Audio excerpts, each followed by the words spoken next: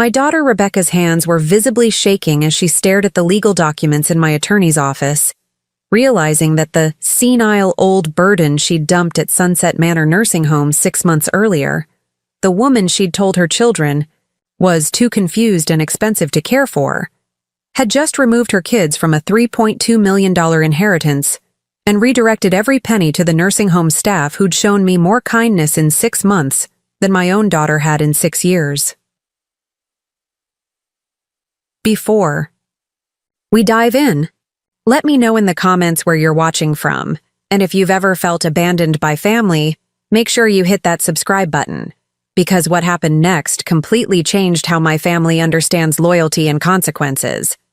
My daughter Rebecca's hands were visibly shaking as she stared at the legal documents in my attorney's office, realizing that the senile old burden she'd dumped at Sunset Manor nursing home 6 months earlier, the woman she'd told her children was too confused and expensive to care for, had just removed her kids from a $3.2 million inheritance and redirected every penny to the nursing home staff who'd shown me more kindness in 6 months than my own daughter had in 6 years.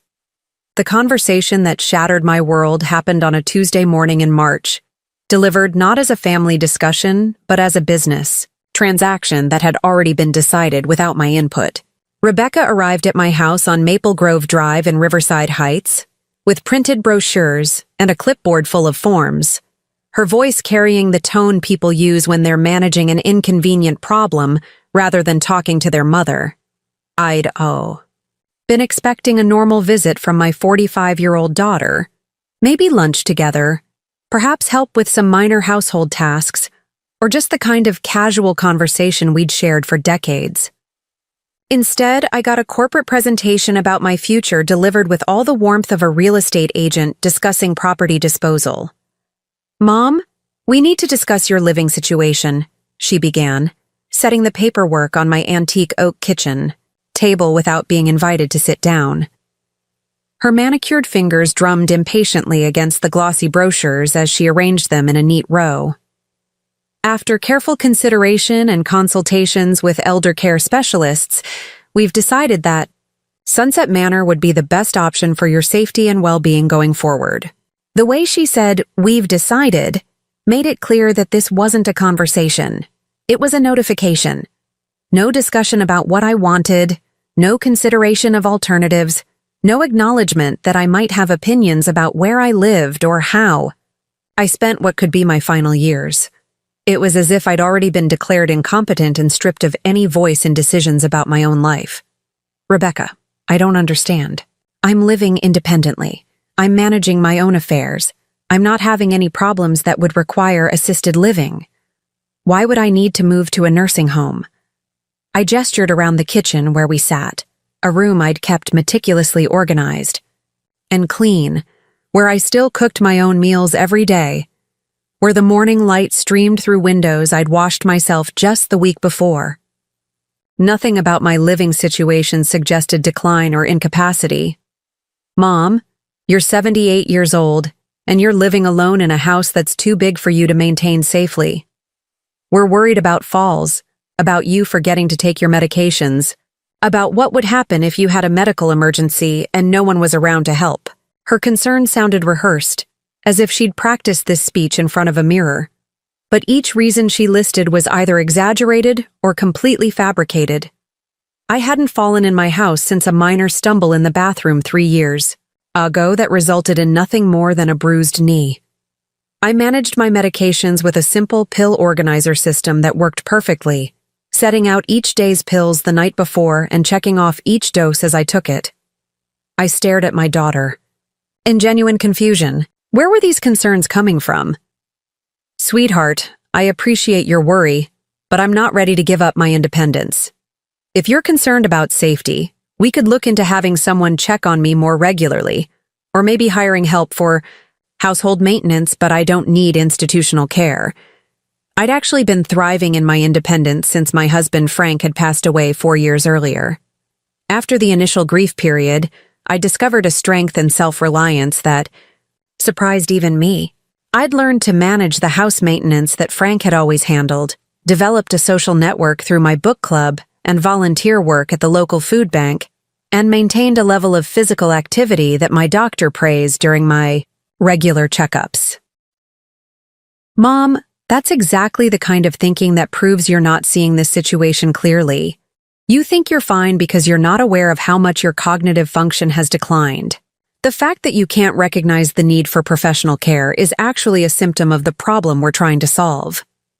This statement hit me like a physical blow. Rebecca was suggesting that my disagreement with her plan was evidence of mental decline rather than a reasonable difference of opinion about my living situation. She was using my resistance to her decision as proof that I was incapable of making decisions for myself, a circular logic that made any protest I might offer evidence of the very incompetence she was alleging. Rebecca, my cognitive function hasn't declined. I balance my own checkbook, manage my investments, remember appointments without assistance, and maintain correspondence with friends and family. I'm disagreeing with you because I don't think nursing home placement is necessary or appropriate for my current situation. That's not confusion. That's having a different opinion than yours. I pulled out my calendar to show her the detailed notes I kept about appointments, social commitments, and household tasks. Every entry was written in my clear handwriting, with accurate dates and times. I showed her the financial records I maintained, the bills I paid on time every month, the investment statements I reviewed and understood completely. Look at this. Rebecca, does this look like the work of someone with cognitive decline? I'm managing every aspect of my life successfully. I'm not forgetting medications. I'm not missing appointments. I'm not having trouble with daily activities. What specific evidence do you have that I need professional care? Mom, everyone thinks they're fine until they're not. The families who wait until there's a crisis to make these decisions always regret not acting sooner. We're trying to be proactive and responsible about your care before something terrible happens. But I could see in her eyes that this wasn't about preventing some hypothetical future crisis. This was about something more immediate and concrete. Rebecca had been helping me with some of my financial paperwork over the past 2 years, not because I couldn't handle it, but because she'd offered to take some of the burden off my shoulders, and I'd gratefully accepted what I thought was a generous gesture from a loving daughter.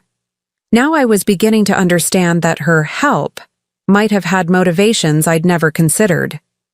The paperwork she'd brought included admission forms for Sunset Manor, complete with medical history sections, that had been filled out without my input.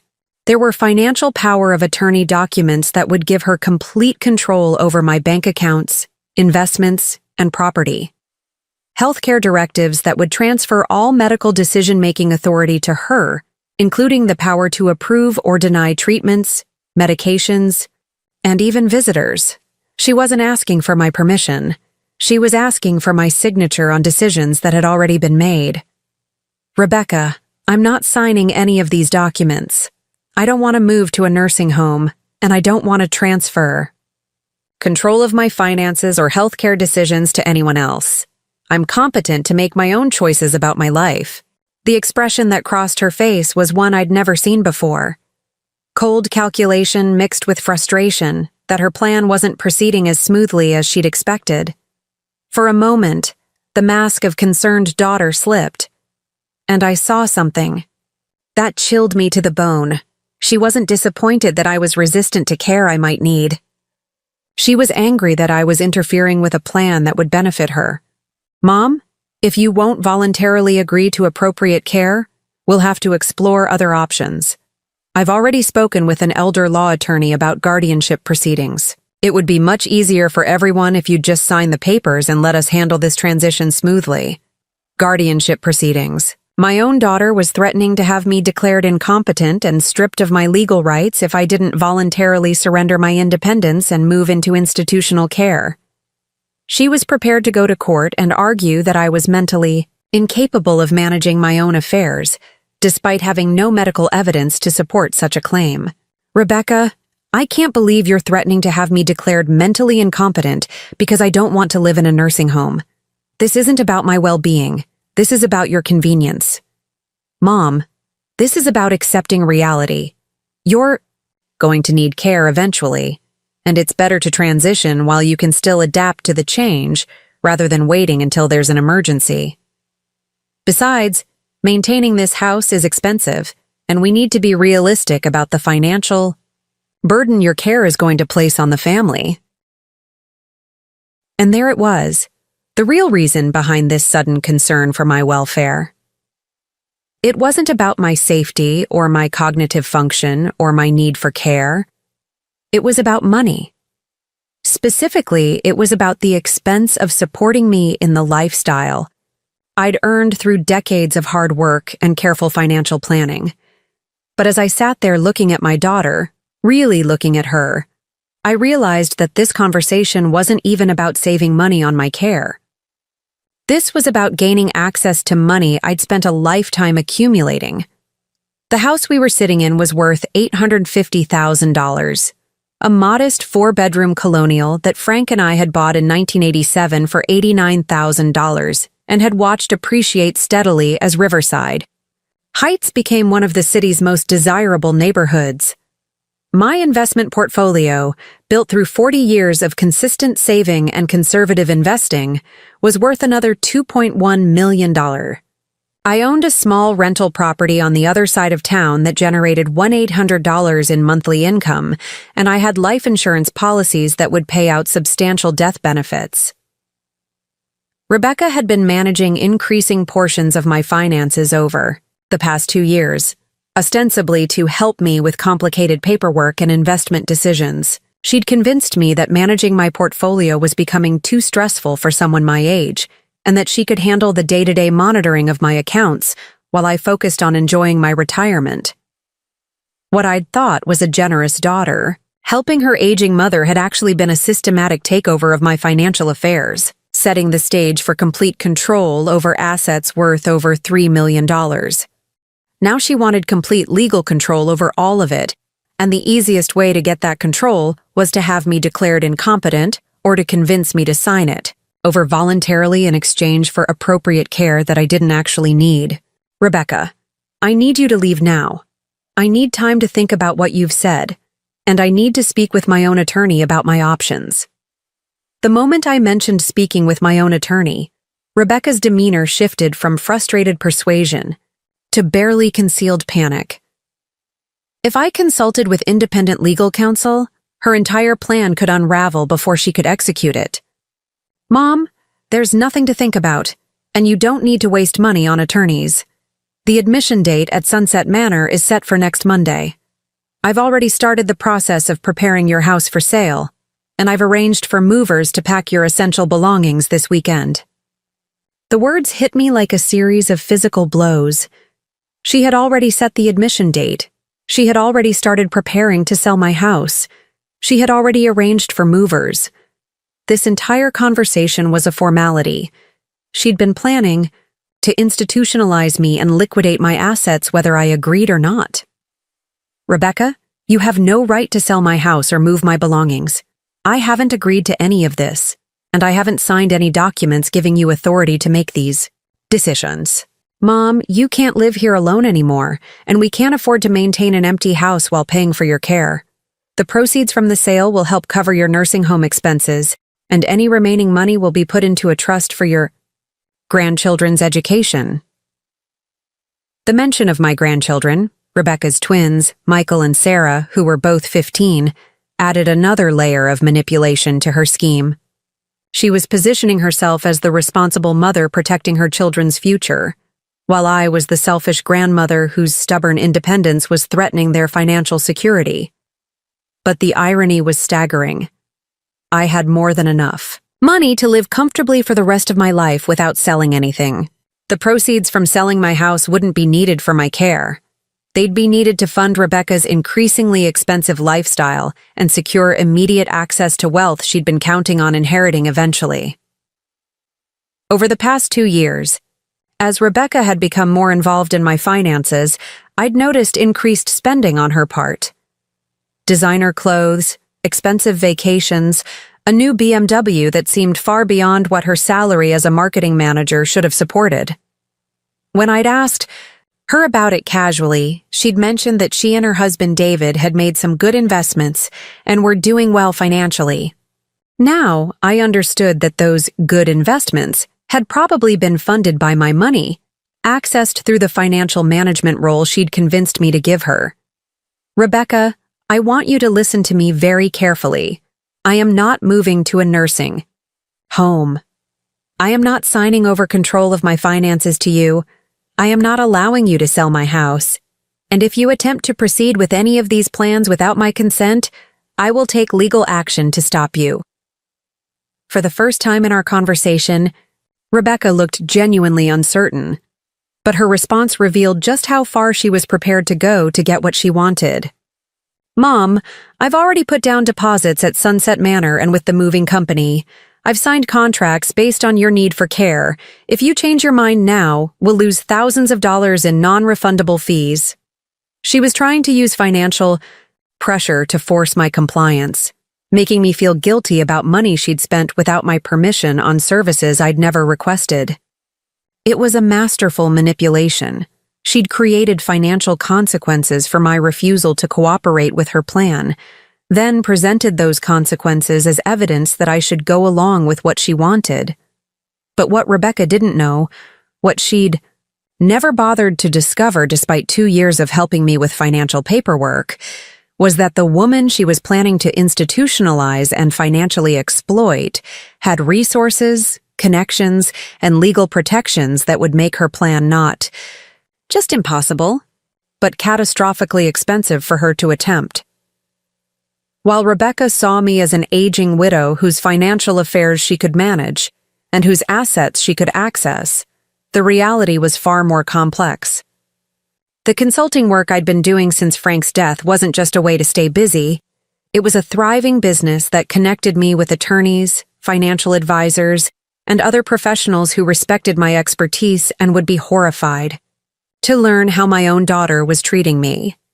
The mother she thought she could manipulate into signing away her rights was about to demonstrate exactly what happened when you underestimated someone whose only crime had been trusting their daughter to act with love rather than greed. Rebecca, I want you to leave my house now. Take your paperwork, cancel your deposits, and tell the nursing home that there's been a mistake. I will not be needing their services. Mom, you're making a huge mistake. When something happens to you, when you fall and break your hip, or forget to take your medication and end up in the hospital or have some other emergency, don't expect me to drop everything and come running. I'm trying to set up appropriate care for you now, while there's still time to do it properly. The threat was clear. Comply with her plan, or lose her support when I might genuinely need it. She was essentially holding our relationship hostage, to force my cooperation with a scheme that would benefit her financially, while isolating me from my independence, my home, and my autonomy. Rebecca, I'll take that risk. I'd rather face whatever challenges come with aging in my own home than surrender my independence to someone who sees my need for care as an opportunity for financial gain. As she gathered up her paperwork and prepared to leave, Rebecca made one final attempt to regain control of the situation. Mom, I'm going to give you 48 hours to think about this. But on Friday, I'm coming back with David and the kids, and we're going to have a family meeting about your care. Maybe hearing from your grandchildren about how worried they are will help you see reason. She was planning to use my grandchildren as emotional leverage, manipulating them into expressing concerns about my welfare that would pressure me into compliance. She was going to involve 15-year-old twins in a scheme to strip their grandmother of her independence and financial autonomy. After Rebecca left, I sat in my kitchen surrounded by the detritus of her visit, brochures for Sunset Manor, forms I hadn't signed, and the lingering smell of her expensive perfume that seemed to mock the modest surroundings she was so eager to liquidate. For the first time in 4 years, I felt truly alone and vulnerable. Not because I couldn't manage my own affairs, but because the person I'd trusted most in the world had revealed herself to be someone capable of extraordinary cruelty in pursuit of financial gain. But as the initial shock wore off, something else began to emerge. Anger. Clean, focused, empowering anger at being treated like a problem to be solved rather than a person to be loved. Anger at having my competence questioned and my autonomy threatened. Anger at the realization that my daughter had been systematically positioning herself to exploit my eventual vulnerability. And underneath that anger, something even more powerful: determination. The woman Rebecca thought she could intimidate into. Surrendering her independence was about to demonstrate exactly what happened when you underestimated someone who had spent 78 years learning how to fight for what mattered most. The mother she was planning to abandon at Sunset Manor was about to teach her a lesson about family loyalty that would cost her everything she thought she was entitled to inherit, and the grandmother she was planning to use her children to manipulate was about to show those children what real strength looked like when it was wielded by someone who refused to be a victim. I had until Friday to protect myself, my assets, and my independence from my own daughter's greed. 3 days to demonstrate that being 78 years old didn't mean being helpless, and that being someone's mother didn't mean being their victim. The woman Rebecca thought she could manipulate was about to become the woman who would ensure that cruelty and greed had consequences that lasted for generations, and it was going to be absolutely devastating. After Rebecca left that Tuesday morning, I found myself wandering through my house like a stranger, seeing each room through the lens of what she'd just tried to take from me. But more than that, I was trying to understand how the daughter I'd raised with such love and devotion could have become someone capable of such calculated cruelty. To understand how devastating Rebecca's betrayal truly was, you need to understand what our relationship had been like for the 45 years before greed transformed her into someone I barely recognized. This wasn't a case of long-standing family conflict or years of accumulated resentment. This was the complete destruction of what had been one of the most treasured relationships of my life. Rebecca Marie Walsh had been my miracle baby, born after Frank and I had tried for 8 years to have children. I was 33 when she finally arrived, old enough to appreciate every moment of motherhood, young enough to throw myself into it with boundless energy and enthusiasm. From the moment they placed her in my arms at St. Mary's Hospital, I knew that being her mother would be the most important and rewarding role of my life. Frank and I had created the kind of childhood for Rebecca that we'd both dreamed of, but never experienced ourselves. Frank had grown up with a father who worked 2 jobs and a mother who was too overwhelmed by 6 children to give individual attention to any of them. I'd been raised by loving but emotionally distant parents who believed children should be seen and not heard, and who showed affection through providing necessities rather than through engagement or involvement. We promised each other that our daughter would grow up knowing she was cherished, supported, and genuinely enjoyed by her parents. We would be the kind of parents who showed up for school plays and science fairs, who remembered the names of her friends and teachers, who took active interest in her thoughts and dreams and fears. Rebecca had thrived under that kind of attention. She'd been a bright, confident child who knew she could bring her problems to us and receive both practical help and emotional support. When she was struggling with math in 4th grade, Frank spent entire evenings at the kitchen table working through problems with her until the concepts clicked. When she was being bullied by mean girls in middle school, I helped her navigate the social dynamics while building her self-esteem and teaching her strategies for handling conflict. When she wanted to try violin in 5th grade, we rented an instrument and paid for lessons, even though the budget was tight that year. When she decided she preferred soccer to violin, we bought cleats and drove to practices twice a week without complaint. When she changed her mind again and wanted to try theater, we supported that transition too, attending every school production and helping her memorize lines. We weren't permissive parents. Rebecca had chores, curfews, and consequences for poor choices. But we were deeply involved parents who saw our job as helping her discover her talents, develop her character, and build the skills she'd need to create a successful, fulfilling life. The teenage years that destroy so many parent-child relationships had actually strengthened ours. When Rebecca was 16 and struggling with the social pressures of high school, she came to me with problems she couldn't solve alone. When she was 17 and questioning what she wanted to study in college, Frank and I helped her explore her options without pushing our own preferences. When she was 18 and nervous about leaving home, we made sure she knew that our support wasn't conditional on her staying close or choosing a path we approved of. "Mom, what if I make the wrong choice about college?" she'd asked during one of our late-night conversations in her senior year of high school. "Sweetheart, there's no such thing as a wrong choice when you're making decisions thoughtfully and with good intentions," I'd replied. "If you choose a school or a major that doesn't work out the way you hoped, you can always change direction. Your father and I will support you no matter what. But what if I disappoint you? What if I don't live up to your expectations? Rebecca, our only expectation is that you be kind, honest, and true to yourself.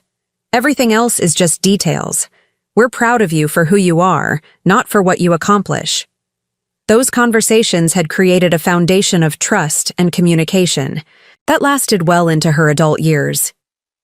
Even after she graduated from State University with a degree in marketing and moved to Chicago for her first job, we maintained the kind of close relationship that many parents only dream of having with their adult children.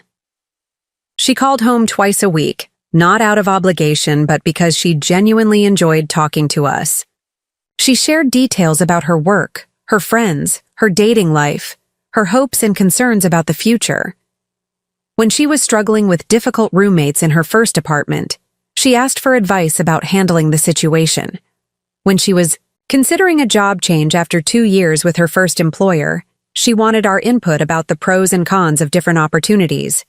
When she started dating David Martinez during her 3rd year in Chicago, she was excited to bring him home to meet us. "Mom, I think this one might be serious," she'd said during one of our Sunday phone calls. "He's different from the other guys I've dated. He's steady and responsible, but he's also funny and kind. I think you and Dad are going to love him." We had loved David immediately. He was a software engineer with a quiet sense of humor and genuine respect for Rebecca's intelligence and ambitions. During that first visit, we'd watched him help Frank with yard work without being asked, offer to do dishes after dinner, and listen attentively when Rebecca told stories about her childhood. He clearly adored our daughter and saw her as a partner rather than an accessory to his own life.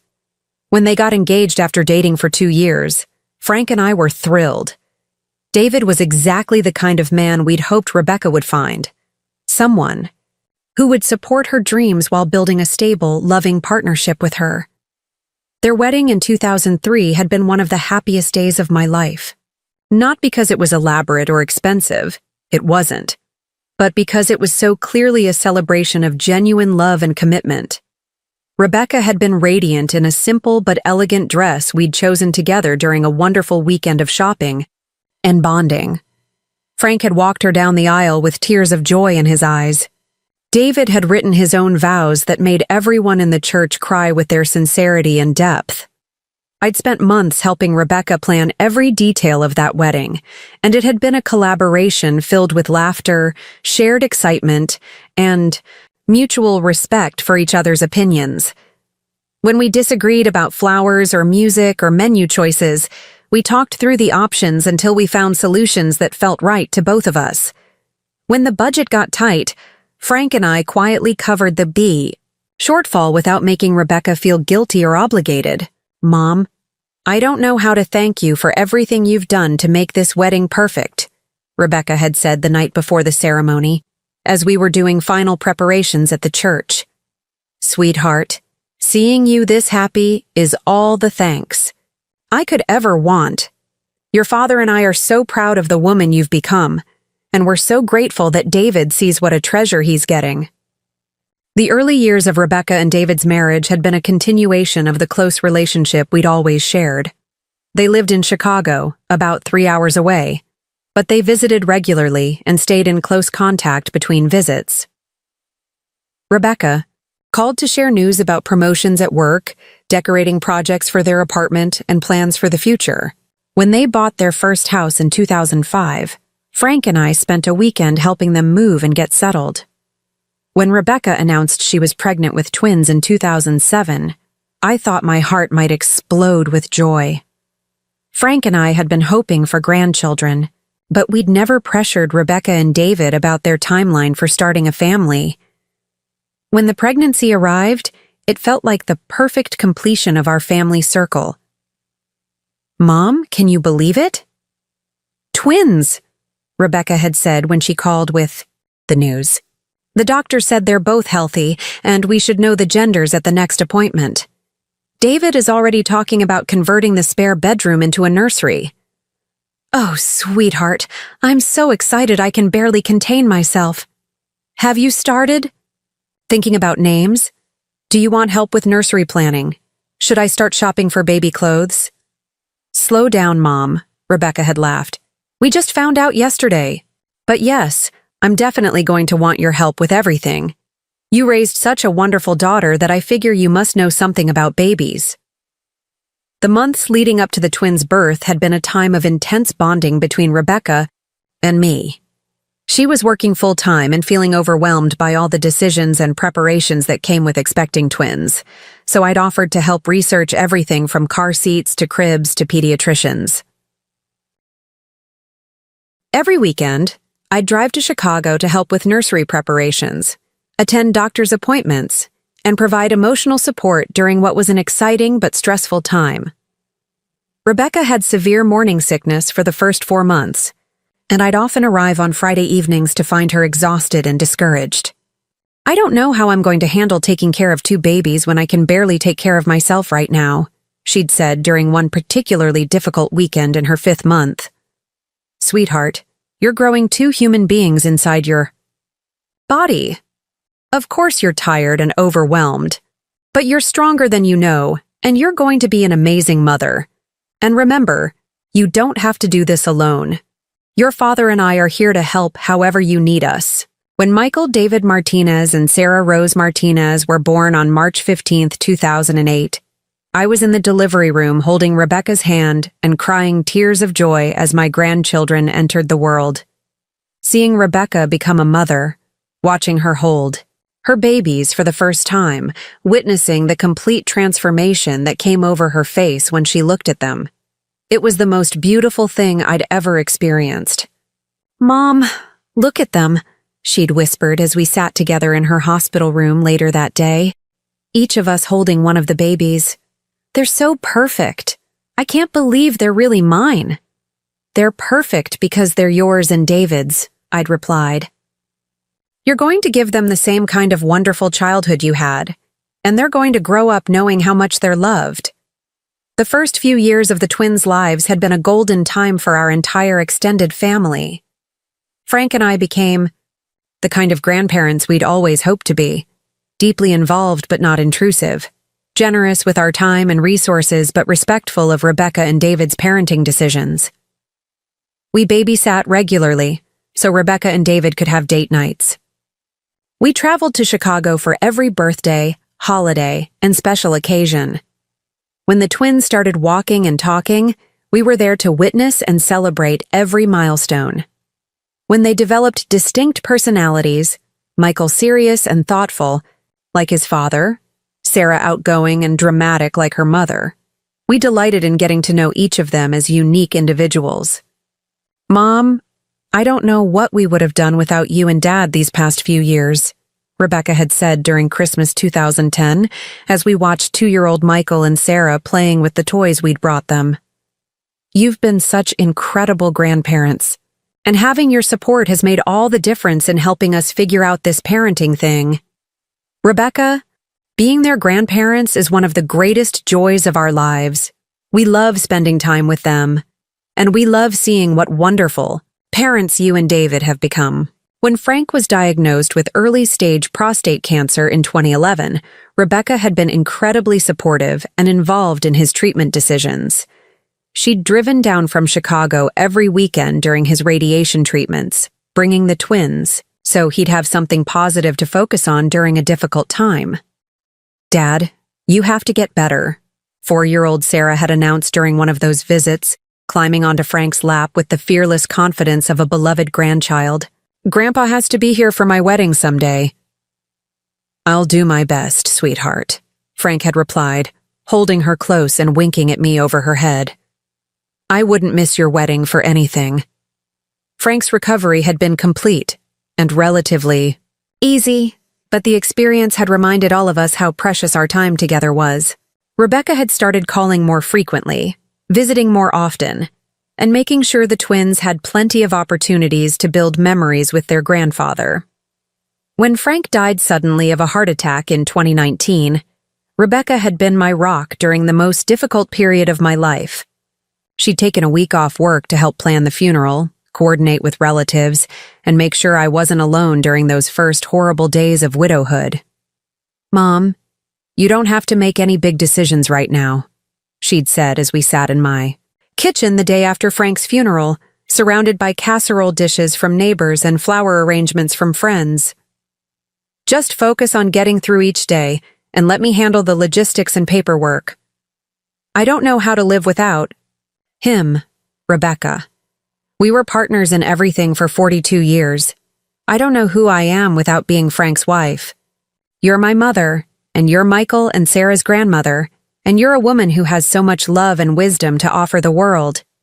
Dad wouldn't want you to stop living just because he's gone. He'd want you to find ways to be happy and fulfilled, even without him."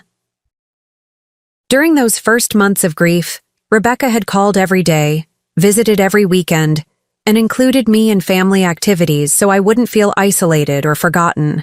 When I'd expressed interest in doing some volunteer work to fill the empty hours, she'd helped me research opportunities and drove me to interviews.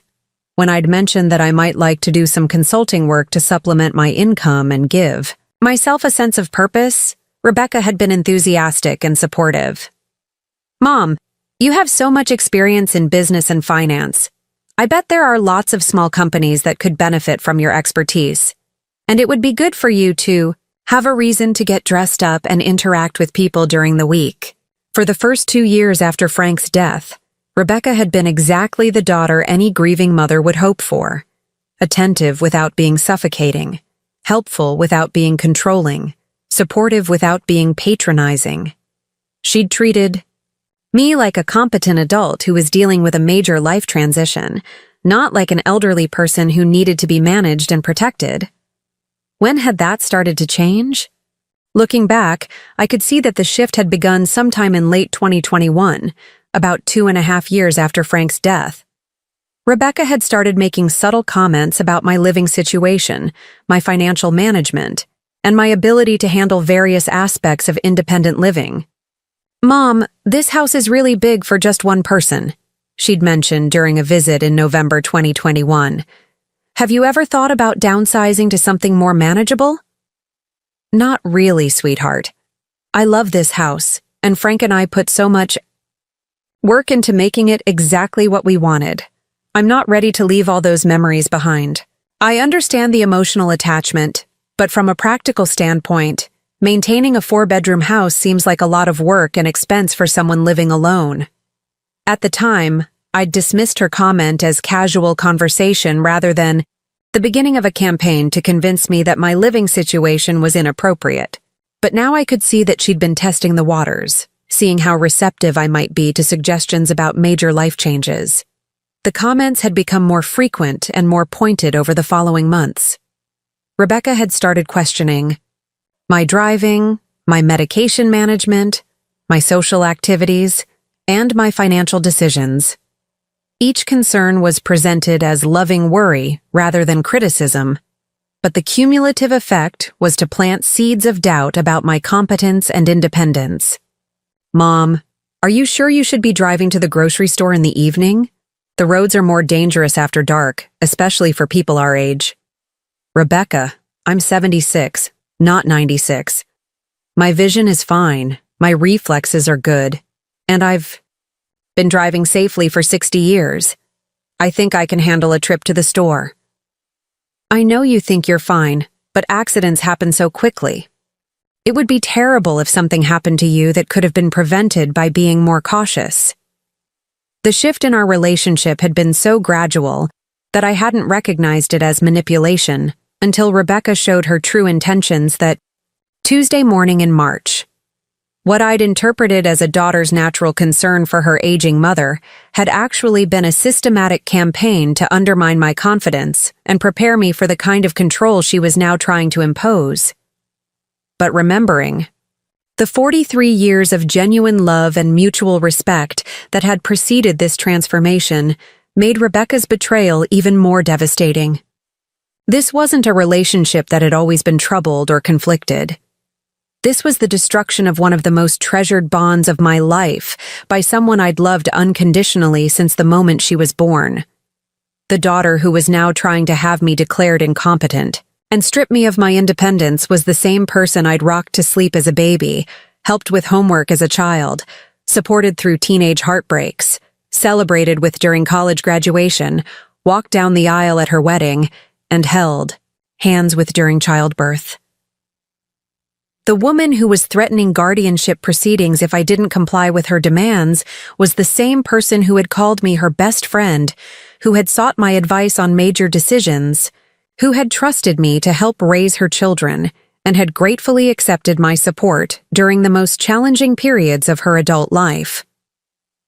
The mother who was planning to use my grandchildren as emotional leverage to force my compliance was the same person who had said, just 5 years earlier, that having my support had made all the difference in helping her figure out parenting. Sitting in my kitchen that Tuesday evening, surrounded by the remnants of Rebecca's visit, I felt like I was mourning the death of a relationship that had been one of the defining features of my identity for 45 years. The daughter I'd raised and loved was gone, replaced by someone whose capacity for cruelty I was only beginning to understand. But as the grief settled into something deeper and more permanent, I realized that remembering who Rebecca used to be, or who I'd thought she was going to be crucial for what came next. Because the woman who was trying to steal my independence and assets had made one critical miscalculation. She'd forgotten that the mother she was trying to manipulate was the same person who had successfully raised her to be confident, strategic, and resourceful. The skills I'd used to guide Rebecca through childhood challenges, support her through adult transitions, and help her build a successful life were exactly the skills I'd need to protect myself from the woman she'd chosen to become. And the love I'd poured into creating the foundation of her character was about to become the source of my own strength as I fought to preserve everything she was trying to take from me. The golden past we'd shared hadn't been a lie, even if her current behavior suggested otherwise. It had been real, and valuable, and transformative, for both of us. But now it was also going to be my roadmap for survival, because if I'd been capable of raising a daughter who could plan and execute something this calculated and manipulative, then I was certainly capable of outmaneuvering her when my own freedom and dignity were at stake. The foundation we'd built together was about to become the weapon I'd use to protect myself from the woman she'd chosen to become, and Rebecca had given me 45 years of training for this fight, even if she didn't realize it yet. After spending Tuesday evening reflecting on the beautiful relationship Rebecca and I had shared for 4 decades, I found myself compelled to understand exactly when and how that relationship had been systematically destroyed. The transformation hadn't happened overnight. It had been a carefully orchestrated campaign spanning nearly 2 years, so subtle and gradual that I'd failed to recognize it as manipulation until it was almost too late. Looking back with the clarity that comes from having your eyes brutally opened, I could now see that Rebecca's campaign to reposition me from beloved mother to problematic burden requiring management had begun in earnest during Thanksgiving weekend of 2021. Approximately 2.5 years after Frank's death.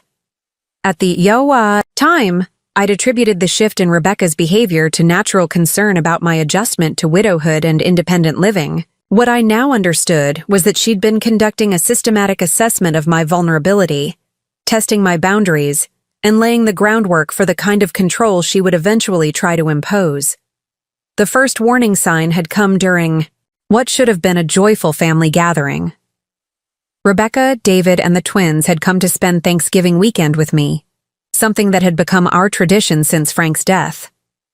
I'd been looking forward to the visit for weeks, planning menus, preparing guest rooms, and organizing activities that would create special memories for 13-year-old Michael and Sarah. But instead of the warm, relaxed family time we'd always enjoyed, that weekend had felt like being subjected to a comprehensive evaluation of my competence and lifestyle. "Mom, when was the last time you had your eyes checked?" Rebecca had asked on Thursday evening, as I was serving dessert after our Thanksgiving dinner. "I noticed you seemed to be squinting a bit while you were reading the recipe earlier."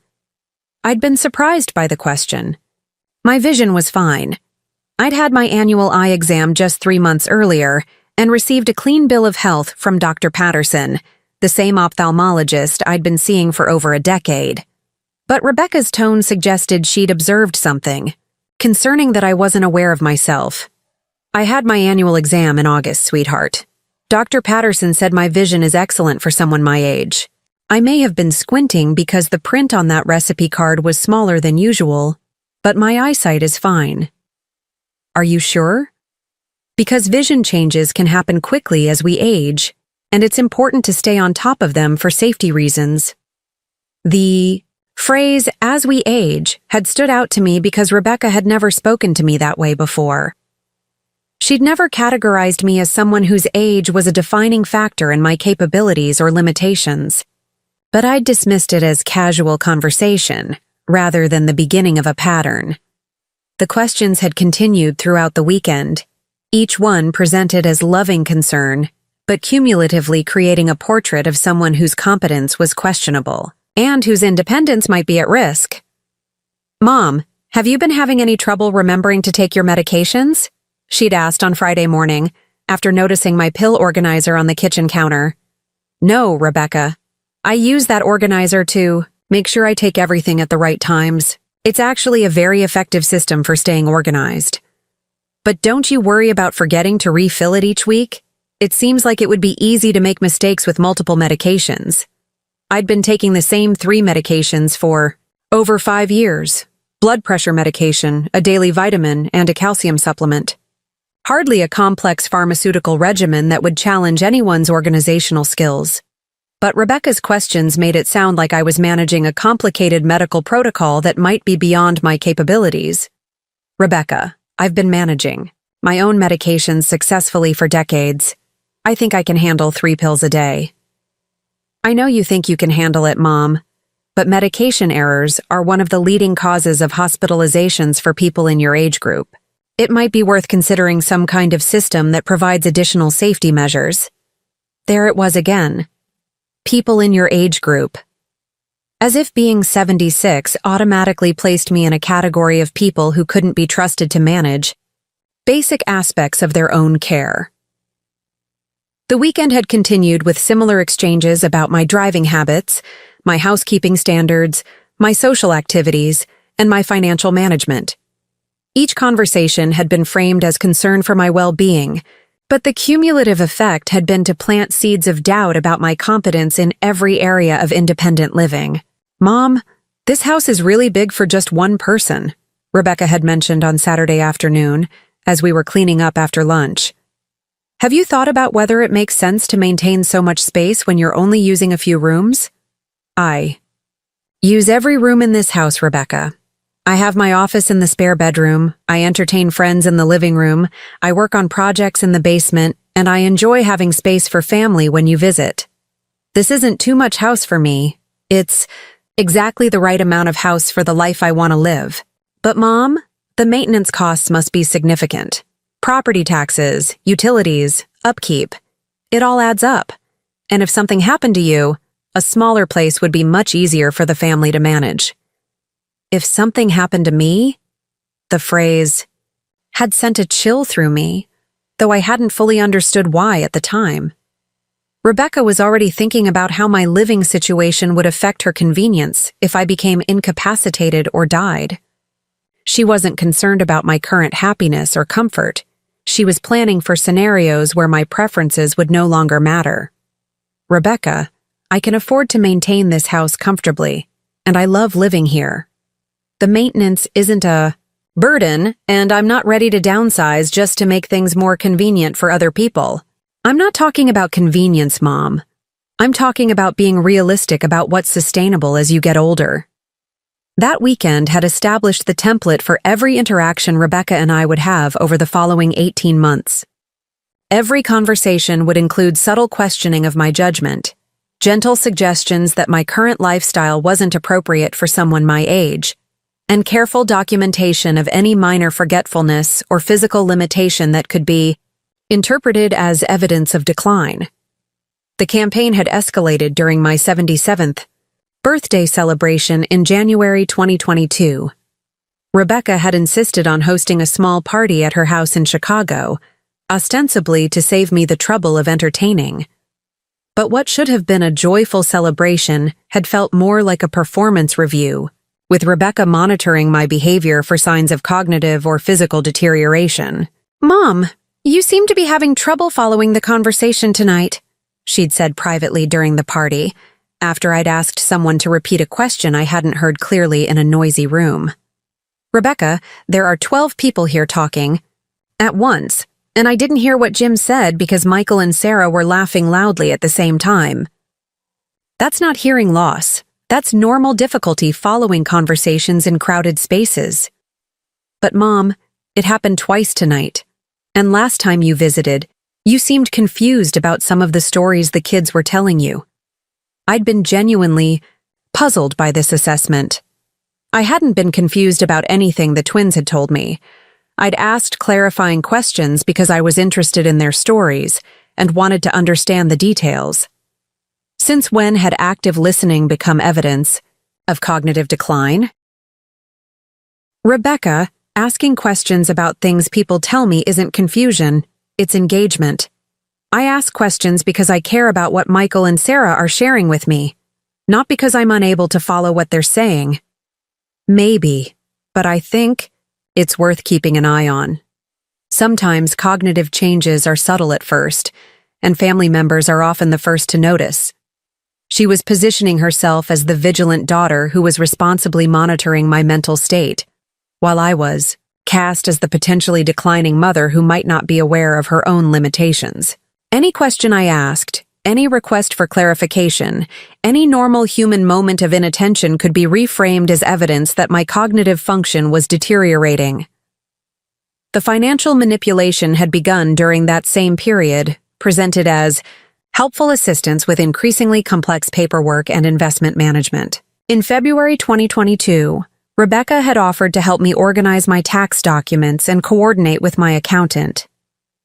"Mom, tax preparation is getting more complicated every year, especially for people with investment income like you. Why don't you let me gather all your documents and work with Harold to make sure everything is filed correctly?" Harold Brennan had been preparing my taxes for over 15 years. He knew my financial situation intimately and had never indicated that my tax preparation was particularly complex or challenging. But Rebecca's offer had seemed generous, and I'd appreciated having one less administrative task to manage. What I hadn't realized was that helping with my taxes would give Rebecca access to comprehensive information about my assets, income, and financial management strategies. She'd spent hours reviewing my investment statements, bank records, and insurance policies under the guise of helping Harold prepare accurate returns. "Mom, I had no idea you were doing so well financially," she'd commented after reviewing my documents. "Your investment portfolio has really grown since Dad died. Your father and I were careful savers, and I've been fortunate with my investment choices. Harold has been excellent at helping me manage everything. But Mom, managing investments is getting more complicated as the markets become more volatile. Are you sure Harold's approach is still appropriate for someone in your situation?" There. It was again, someone in your situation. The implication that my age, widowhood, or some other factor meant that investment strategies that had worked successfully for years might suddenly be inappropriate or risky. "Rebecca, my portfolio has performed very well under Harold's guidance. I'm comfortable with our approach, and I see no reason to make changes." "I'm not suggesting major changes, Mom. but it might be worth having someone review your overall financial strategy to make sure you're protected against market volatility and that your assets are structured appropriately for estate planning. Purposes. Estate planning. She was already thinking about how my assets would be distributed after my death and positioning herself as the responsible family member who was looking out for everyone's interests. Over the following months, Rebecca had gradually inserted herself into more and more aspects of my financial management. She'd offered to help with online banking setup, investment account monitoring, and bill payment organization. Each offer had been presented as assistance that would reduce my stress and ensure that important tasks weren't overlooked. Mom, wouldn't. It'd be easier if I had online access to your accounts so I could help you monitor everything? That way, if there are any problems or unusual transactions, I can catch them quickly and alert you. Rebecca, I check my accounts regularly, and I've never had any problems with unauthorized transactions. My bank has excellent security measures, and I'm comfortable managing my own monitoring. But Mom, financial fraud targeting seniors is becoming more and more common. Having a family member with access to your accounts provides an extra layer of protection. The phrase, fraud targeting seniors, had been particularly insidious. Rebecca was suggesting that my age made me a natural target for financial predators, and that I needed her protection to avoid being victimized. She was positioning herself as my guardian against external threats, while simultaneously becoming the primary threat to my financial autonomy. By the summer of 2022, Rebecca had established herself as my unofficial financial advisor, with access to most of my accounts and detailed knowledge of my investment portfolio. She'd convinced me that this arrangement was protecting me from potential problems while reducing my administrative burden. What I hadn't understood was that this access was giving her the information she needed to plan the kind of comprehensive financial takeover she would eventually attempt. The social isolation campaign had begun around the same time, with subtle suggestions that my friendships and activities might not be appropriate for someone in my situation. Mom, are you sure it's safe to be driving to book club meetings in the evening? Rebecca had asked in June 2022, after I'd mentioned looking forward to our monthly discussion of that summer's selection. Rebecca, book club meets at 7 p.m., which is hardly late evening. And the community center is less than 3 miles from my house on roads I've driven thousands of times. I know you're comfortable with the route, but evening driving can be challenging even for younger people.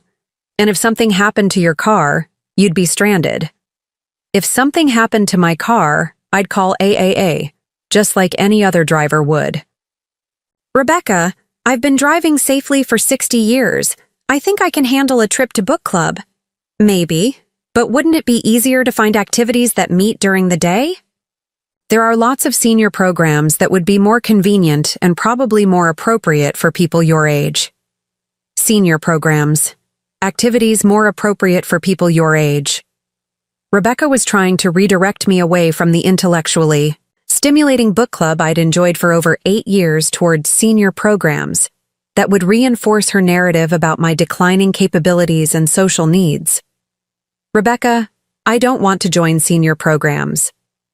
I want to continue participating in activities with people who share my interests, regardless of their age. Book club includes women from their 30s to their 80s, and I enjoy the diverse perspectives and stimulating conversations. But Mom, don't you think you'd be more comfortable with people who are dealing with similar life circumstances? Other widows, or people who are retired and have more time for socializing? She was trying to convince me that I belonged in age-segregated activities with other seniors, rather than maintaining the diverse, stimulating friendships I'd built over decades of community involvement. She wanted me to see myself as someone whose primary identity was elderly widow, rather than engaged community member. The campaign had intensified during the fall of 2022, with increasingly frequent expressions of concern about every aspect of my independent living. Rebecca had started calling twice a week instead of once, always with questions about my health, safety, or decision-making that reinforced the narrative of decline and vulnerability. Mom, I've been thinking about your living situation, and I'm worried about what would happen if you had a medical emergency," she'd said during one of these calls in October. "Rebecca, I have a medical alert system. I live in a neighborhood with helpful neighbors, and I'm in regular contact with my doctor. If I had a medical emergency, I'd receive appropriate care just like anyone else would." But Mom, response times can be critical in medical emergencies, especially for people with pre-existing conditions. And if you were unconscious or unable to communicate, paramedics might not have access to your medical history. I'd been in excellent health for someone my age, with only the minor conditions, controlled blood pressure and early arthritis, that were normal for people in their late 70s.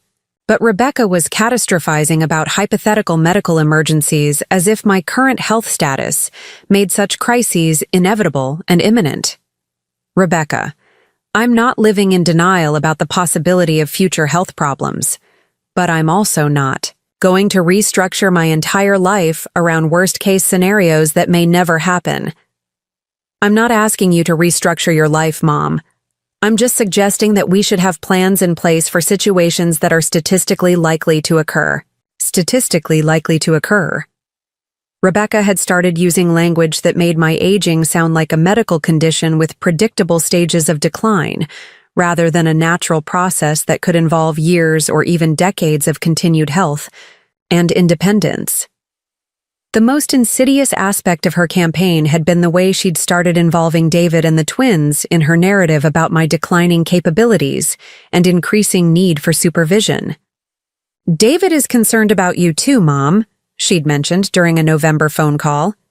"He thinks it might be time to start having family conversations about long-term planning." "What kind of long-term planning? Planning for scenarios where you might need more support or assistance?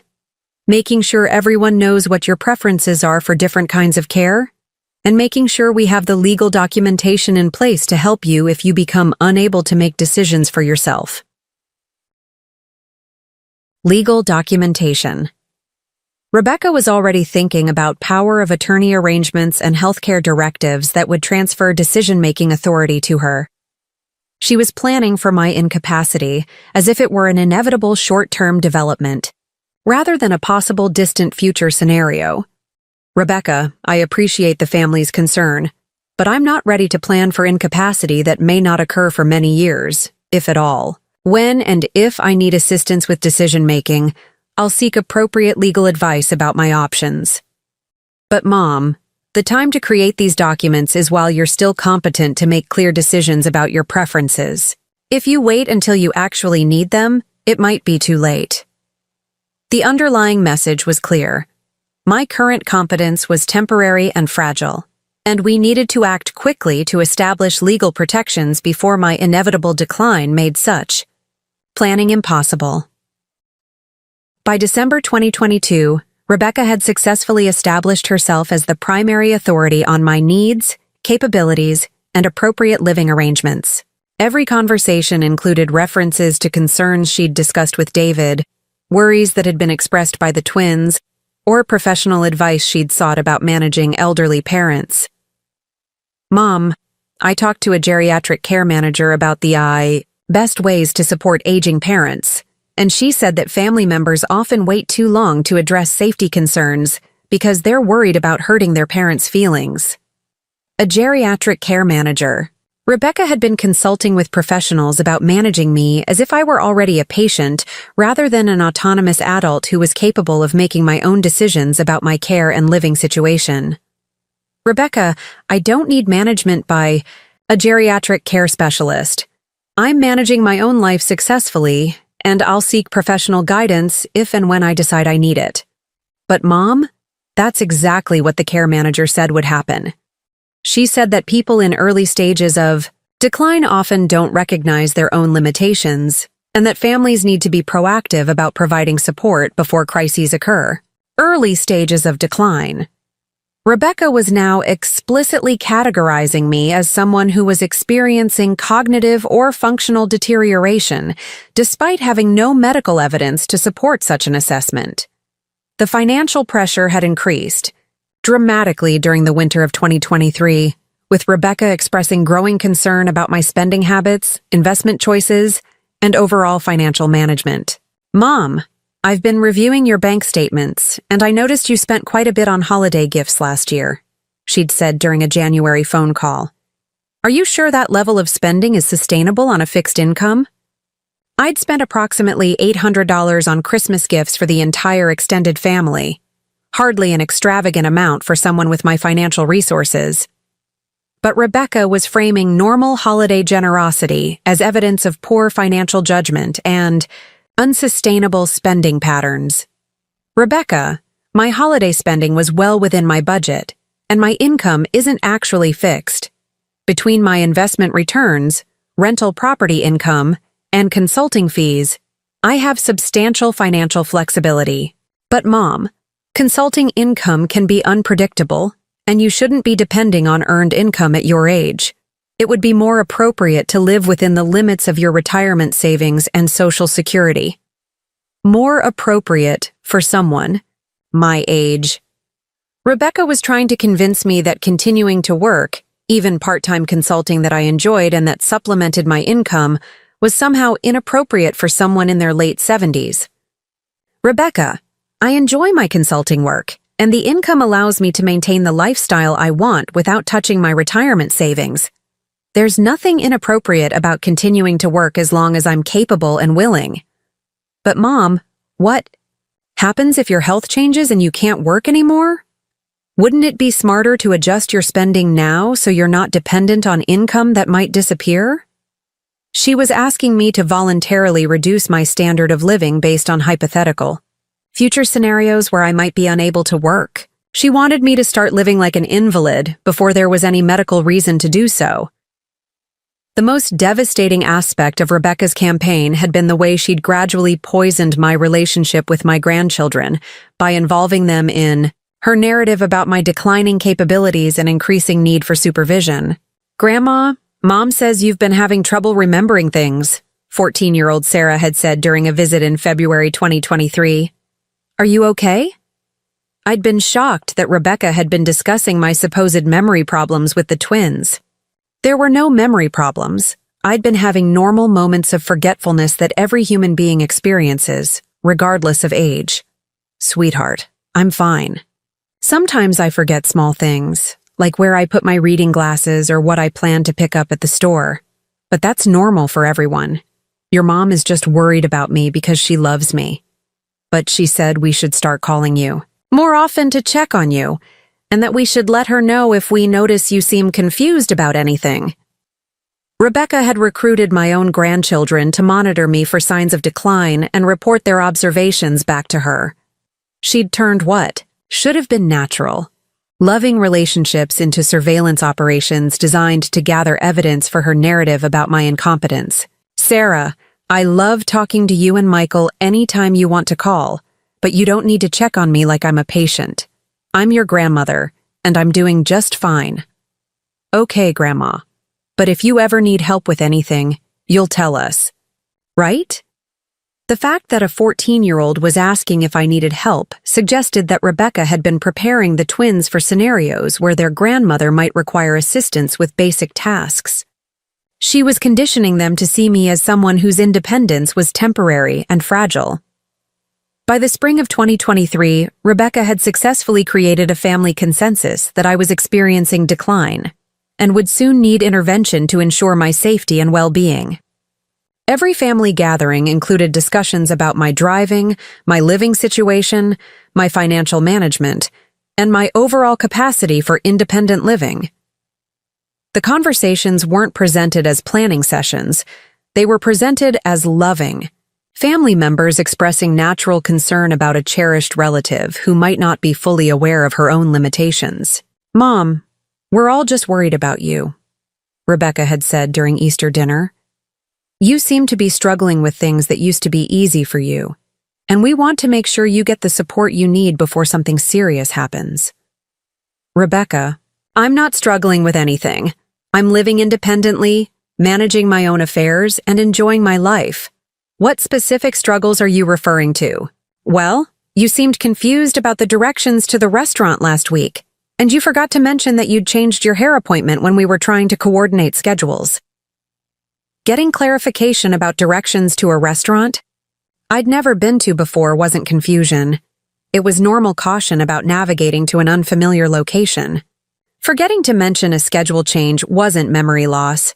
It was a minor oversight that happens to everyone. But Rebecca had reframed both incidents as evidence of cognitive decline that warranted family concern and potential intervention.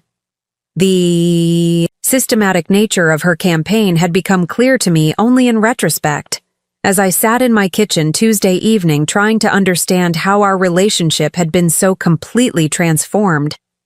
For 18 months, Rebecca had been carefully documenting every minor forgetfulness, every request for clarification, every normal sign of aging, and reframing all of it as evidence that I was becoming incapable of managing my own life.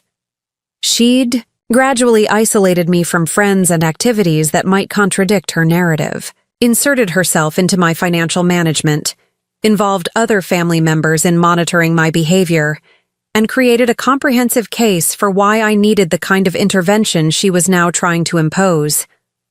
The nursing home ultimatum hadn't been a sudden decision.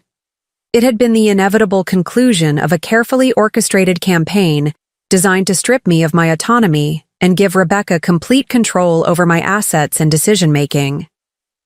But as I reconstructed the timeline of her manipulation, I realized that Rebecca had made one critical error in her planning. She'd assumed that the woman she was trying to control was actually as vulnerable and incompetent as she'd been claiming I was. The mother she thought she could manipulate was about to demonstrate exactly what happened when you systematically underestimated someone whose only crime had been trusting her daughter to act with love rather than greed. And the woman she'd spent 18 months trying to convince everyone was about to show her what real strategic thinking looked like when it was wielded by someone who finally understood the true nature of the battle she was fighting. As I continued to piece together the systematic nature of Rebecca's campaign against my independence, one of the most manipulative aspects became crystal clear. She hadn't been operating in a vacuum. Every criticism of my lifestyle, every suggestion that my choices were inappropriate for someone my age, every argument for why I needed more supervision had been supported by carefully chosen examples of how other families handled elderly parents more appropriately. Rebecca had created a false standard against which my situation was constantly measured, a composite picture of ideal elderly parent management that made my desire for independence seem selfish, unrealistic, and potentially dangerous. This wasn't just about her opinion versus mine. It was about positioning herself as the responsible daughter who understood best practices for elder care, while I was cast as the stubborn elderly woman who was refusing appropriate guidance. Primary example Rebecca had used to illustrate proper family dynamics was David's relationship with his own parents, Carlos and Maria Martinez, who lived in a senior living community about an hour outside of Phoenix. According to Rebecca's carefully crafted narrative, the Martinez family represented everything that was healthy, realistic, and responsible about managing aging parents. You know, Mom, David's parents made the transition to assisted living 3 years ago, and they're so much happier now, Rebecca had mentioned during one of her phone calls in early 2022. They realized that trying to maintain their house was becoming too much work, and they found a beautiful community where they can focus on enjoying their retirement instead of worrying about maintenance and safety. At first, I'd been interested in hearing about how David's parents were adjusting to their living situation. I'd met Carlos and Maria several times over the years at family gatherings, and I'd found them to be lovely people who seemed devoted to their family and committed to staying active in their retirement. That's wonderful that they found a place they're happy with, I'd replied. How old are they now? Carlos is 82 and Maria is 79, so they're a few years older than you. But they made the move while they were still healthy and capable of making good decisions about their care. David says that waiting until there's a crisis is one of the biggest mistakes families make. The implication was clear. At 76, I was approaching the age where responsible people made proactive decisions about transitioning to institutional care. The Martinez family had been smart enough to plan ahead, while I was stubbornly clinging to independence that would inevitably become unsustainable. Rebecca, it sounds like assisted living was the right choice for them, but that doesn't mean it's the right choice for everyone. Different people have different needs and preferences for how they want to live. But Mom, that's exactly what David's family thought at first. Maria was really resistant to the idea of leaving her house, but once she made the transition, she realized how much stress she'd been carrying about maintenance and safety. Now she says she wishes they'd made the move sooner. Over the following months, Rebecca had returned to the Martinez family example repeatedly, each time adding new details that reinforced her narrative about appropriate choices for aging parents. David talked to his father yesterday, and Carlos mentioned how grateful he is that they don't have to worry about yard work anymore, she'd said during a spring 2022 conversation.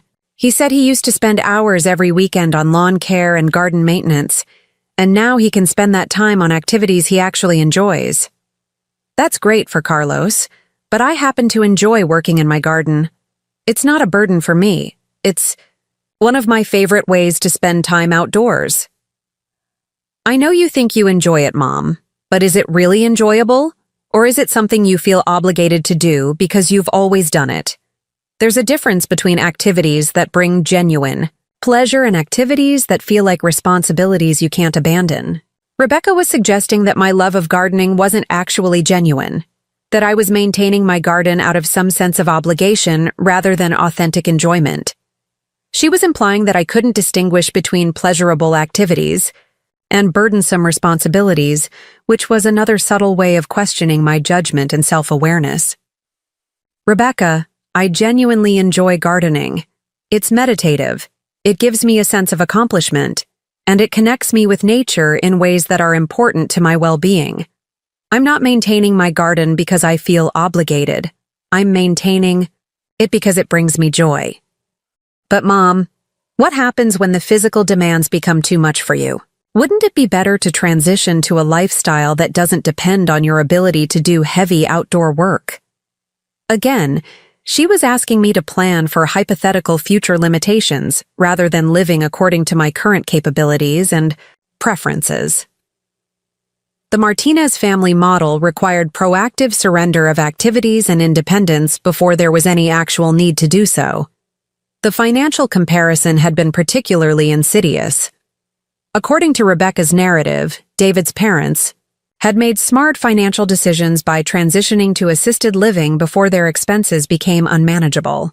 Mom, David mentioned that his parents' housing costs are actually lower now than they were when they were maintaining their house, Rebecca had said during a summer 2022 conversation. When you factor in property taxes, utilities, maintenance, insurance, and all the other expenses of homeownership, assisted living is actually more economical for them. That may be true for their situation, but my housing costs are manageable, and I'm not ready to give up my home to save money I don't need to save.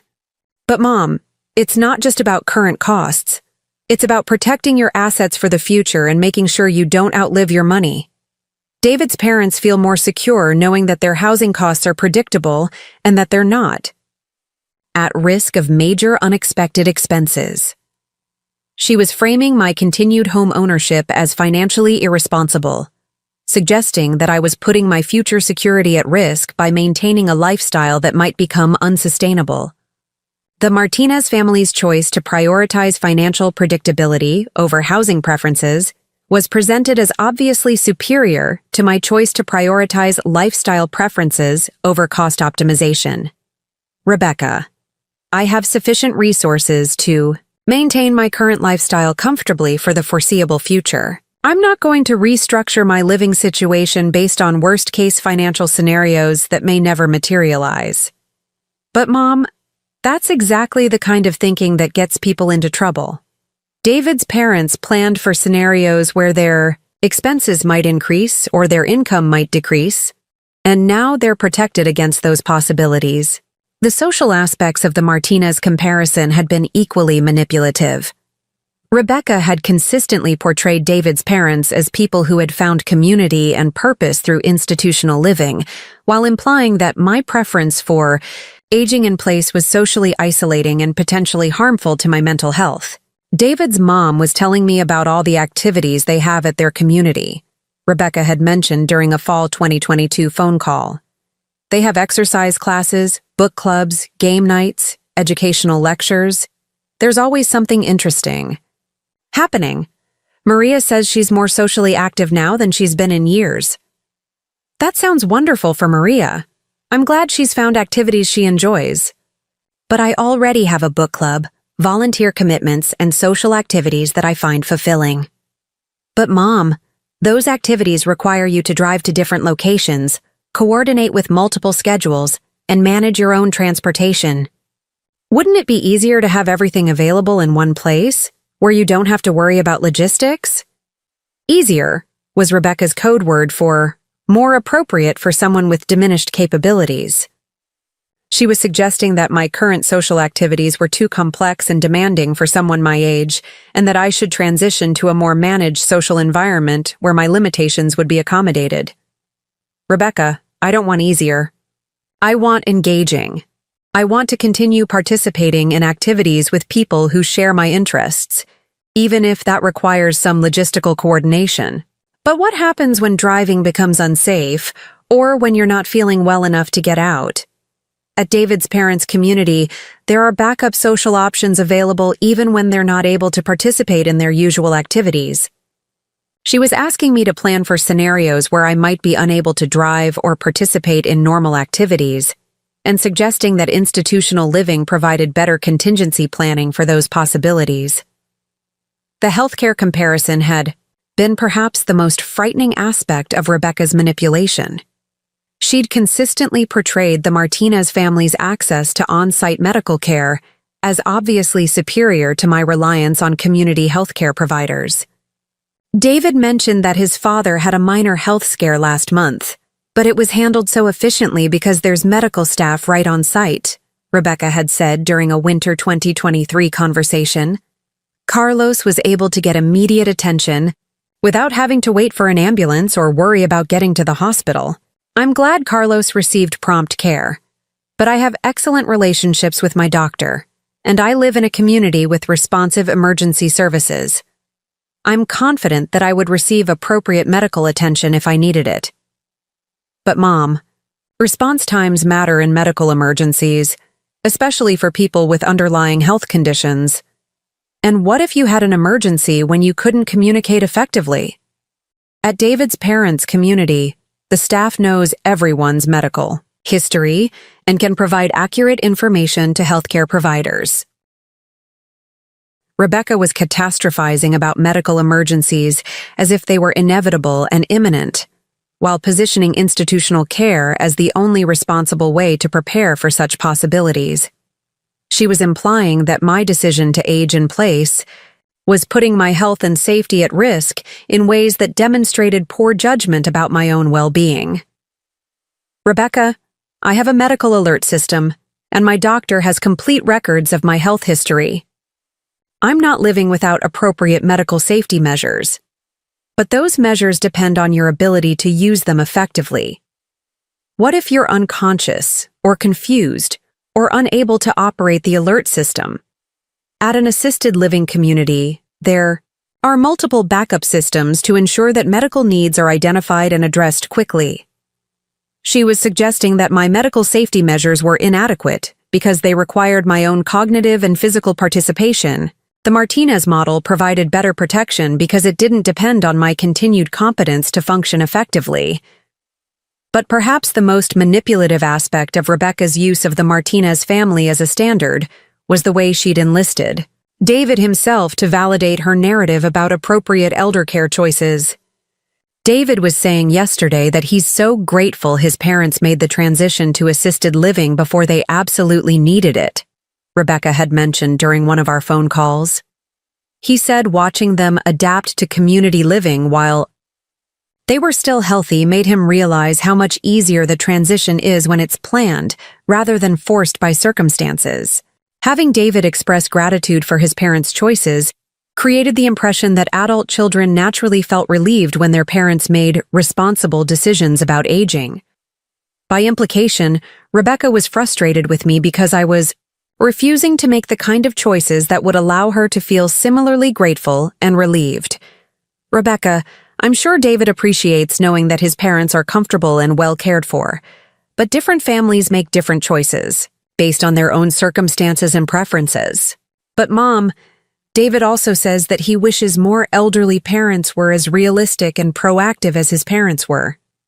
He thinks a lot of families wait too long and end up dealing with crises that could have been prevented with better planning. David was being positioned as the voice of reason, the adult child who understood best practices for managing aging parents and who appreciated when those parents made appropriate choices. Rebecca was aligning herself with David's supposed expertise while positioning me as the difficult parent who was refusing to accept professional guidance. The most insidious aspect of this dynamic was that I had no way to verify whether David actually held these opinions or whether Rebecca was fabricating his perspectives to support her own agenda. I couldn't very well call David and ask him directly about his views on elder care without seeming like I was questioning Rebecca's honesty or creating family conflict. But based on my own interactions with David over the years, his supposed focus on elder care best practices seemed out of character. David had always been respectful and supportive of my independence, and he'd never expressed concerns about my living situation or lifestyle choices. The David that Rebecca described, someone who was constantly evaluating and judging elderly parents' decisions, didn't match the thoughtful, accepting man I'd known for over 15 years. Rebecca had also used other families in our community as negative examples, cautionary tales about what happened when elderly parents made poor choices or when adult children failed to intervene appropriately. Did you hear about what happened to Margaret Thompson's mother? Rebecca had asked during a spring 2023 phone call, referring to my book club friend whose 84-year-old mother lived independently across town. No. What happened? She fell in her kitchen and lay there for 6 hours before anyone found her. Margaret feels terrible because she'd been worried about her mother living alone, but she didn't want to push the issue because her mother was so resistant to getting help. The implication was clear. Margaret had failed in her responsibility as a daughter by not overriding her mother's preferences and forcing her into a safer living situation. The fall was presented as the inevitable consequence of allowing an elderly parent to maintain independence despite family concerns. That's terrible that she was injured.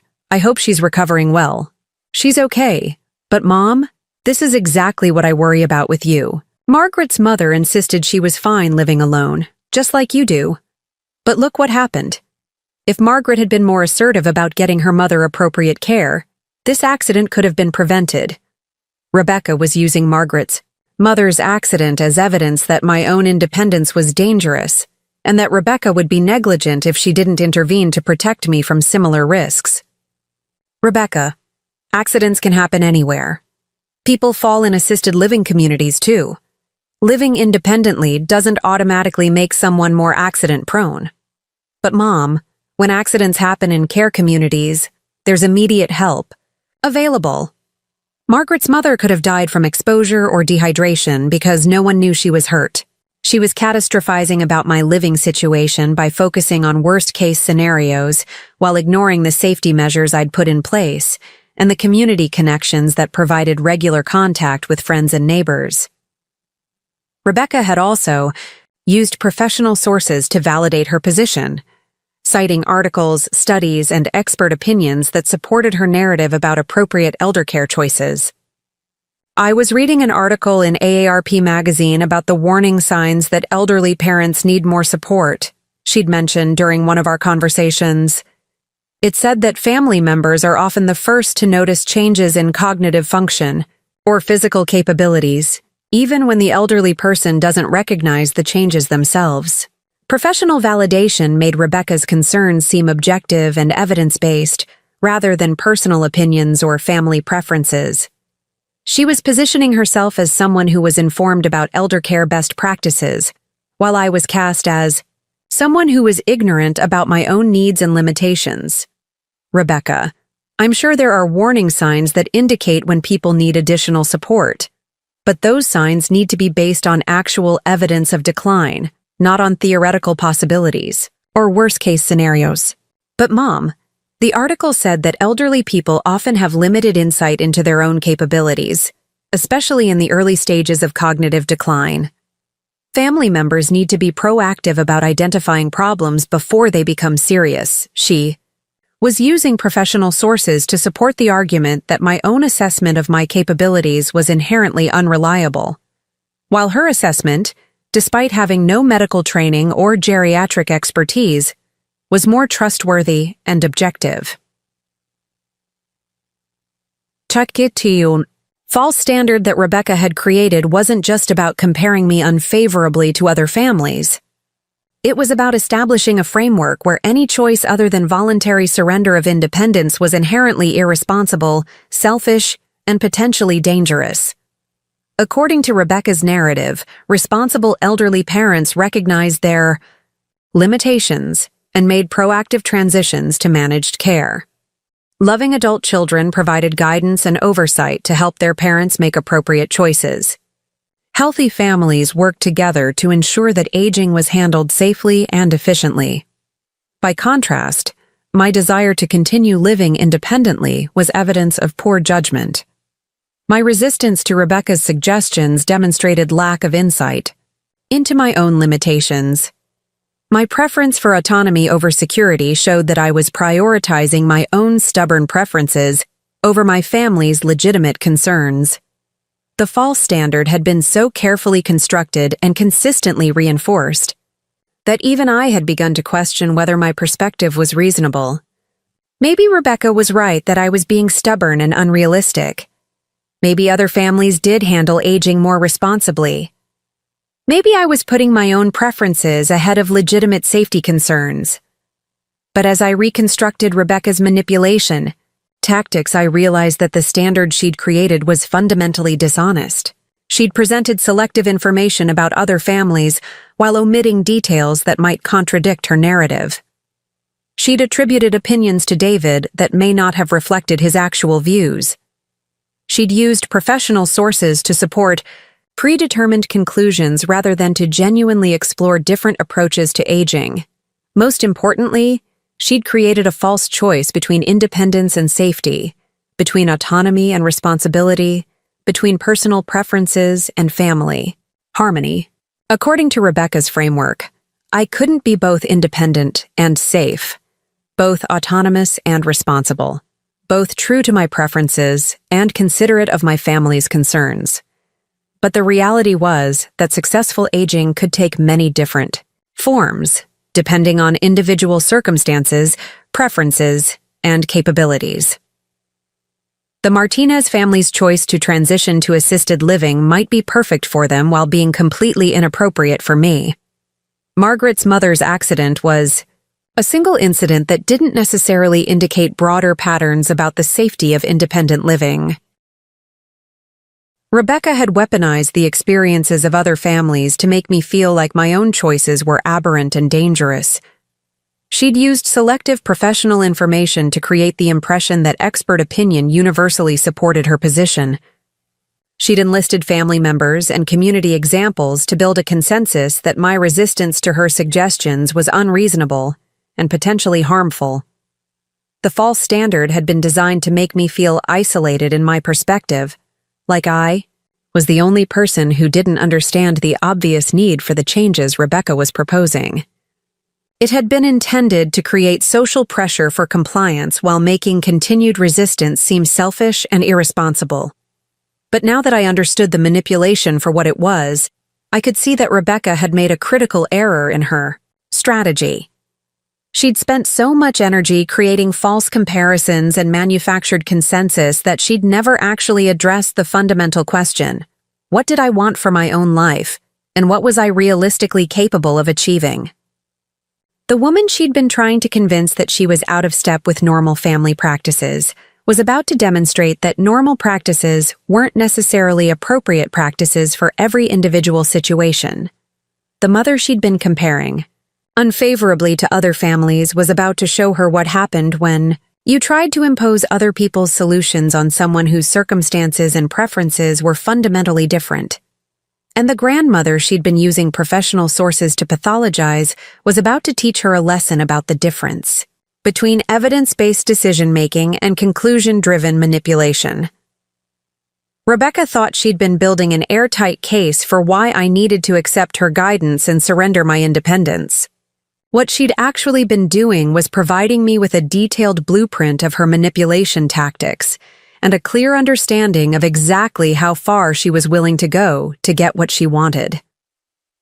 The false standard she'd created was about to become the foundation for my own strategic response, a response that would demonstrate the difference between genuine care and manipulative control, between appropriate concern and systematic exploitation, and it was going to be absolutely devastating.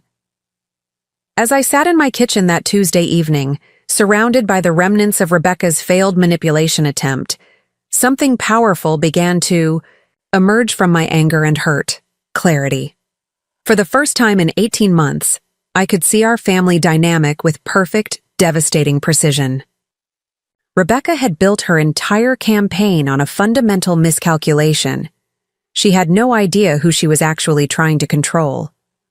While Rebecca saw me as a vulnerable elderly widow whose finances she'd been helping to manage, the reality was far more complex and infinitely more dangerous to her plans.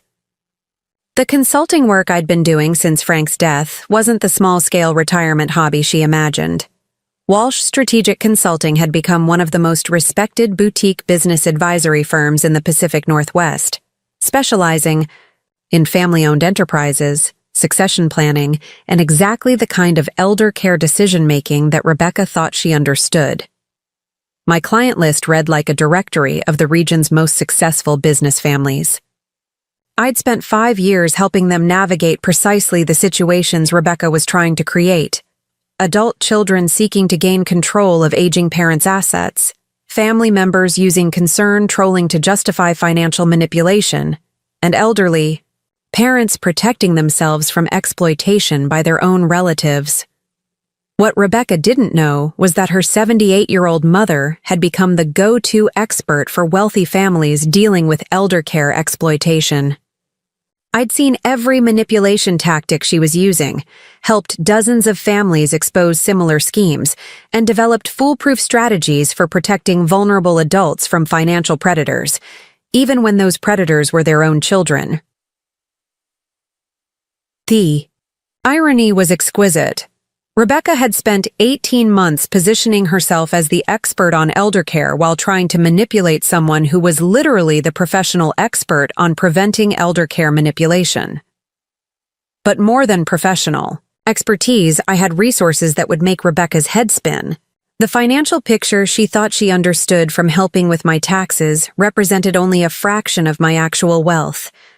While she knew about my investment portfolio and the house, she had no idea about the business accounts, the professional, real estate investments, or the cash reserves I'd built through 5 years of commanding premium consulting fees.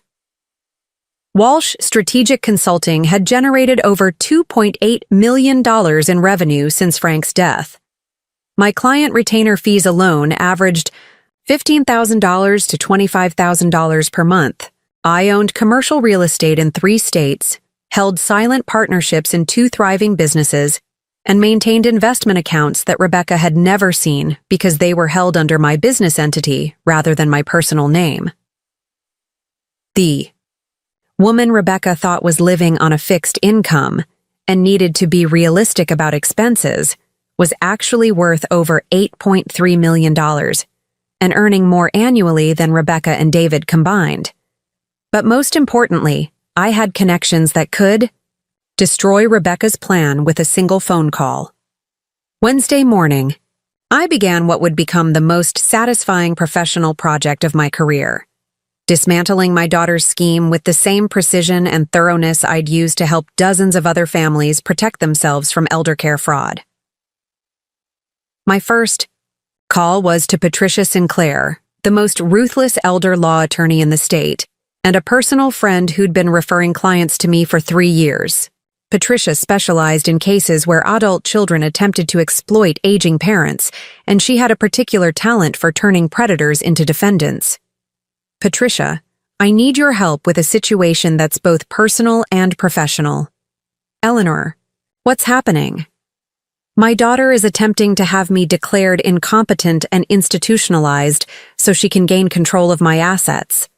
She's scheduled what she thinks is my admission to a nursing home for Monday, and she's threatened guardianship. Proceedings if I don't comply.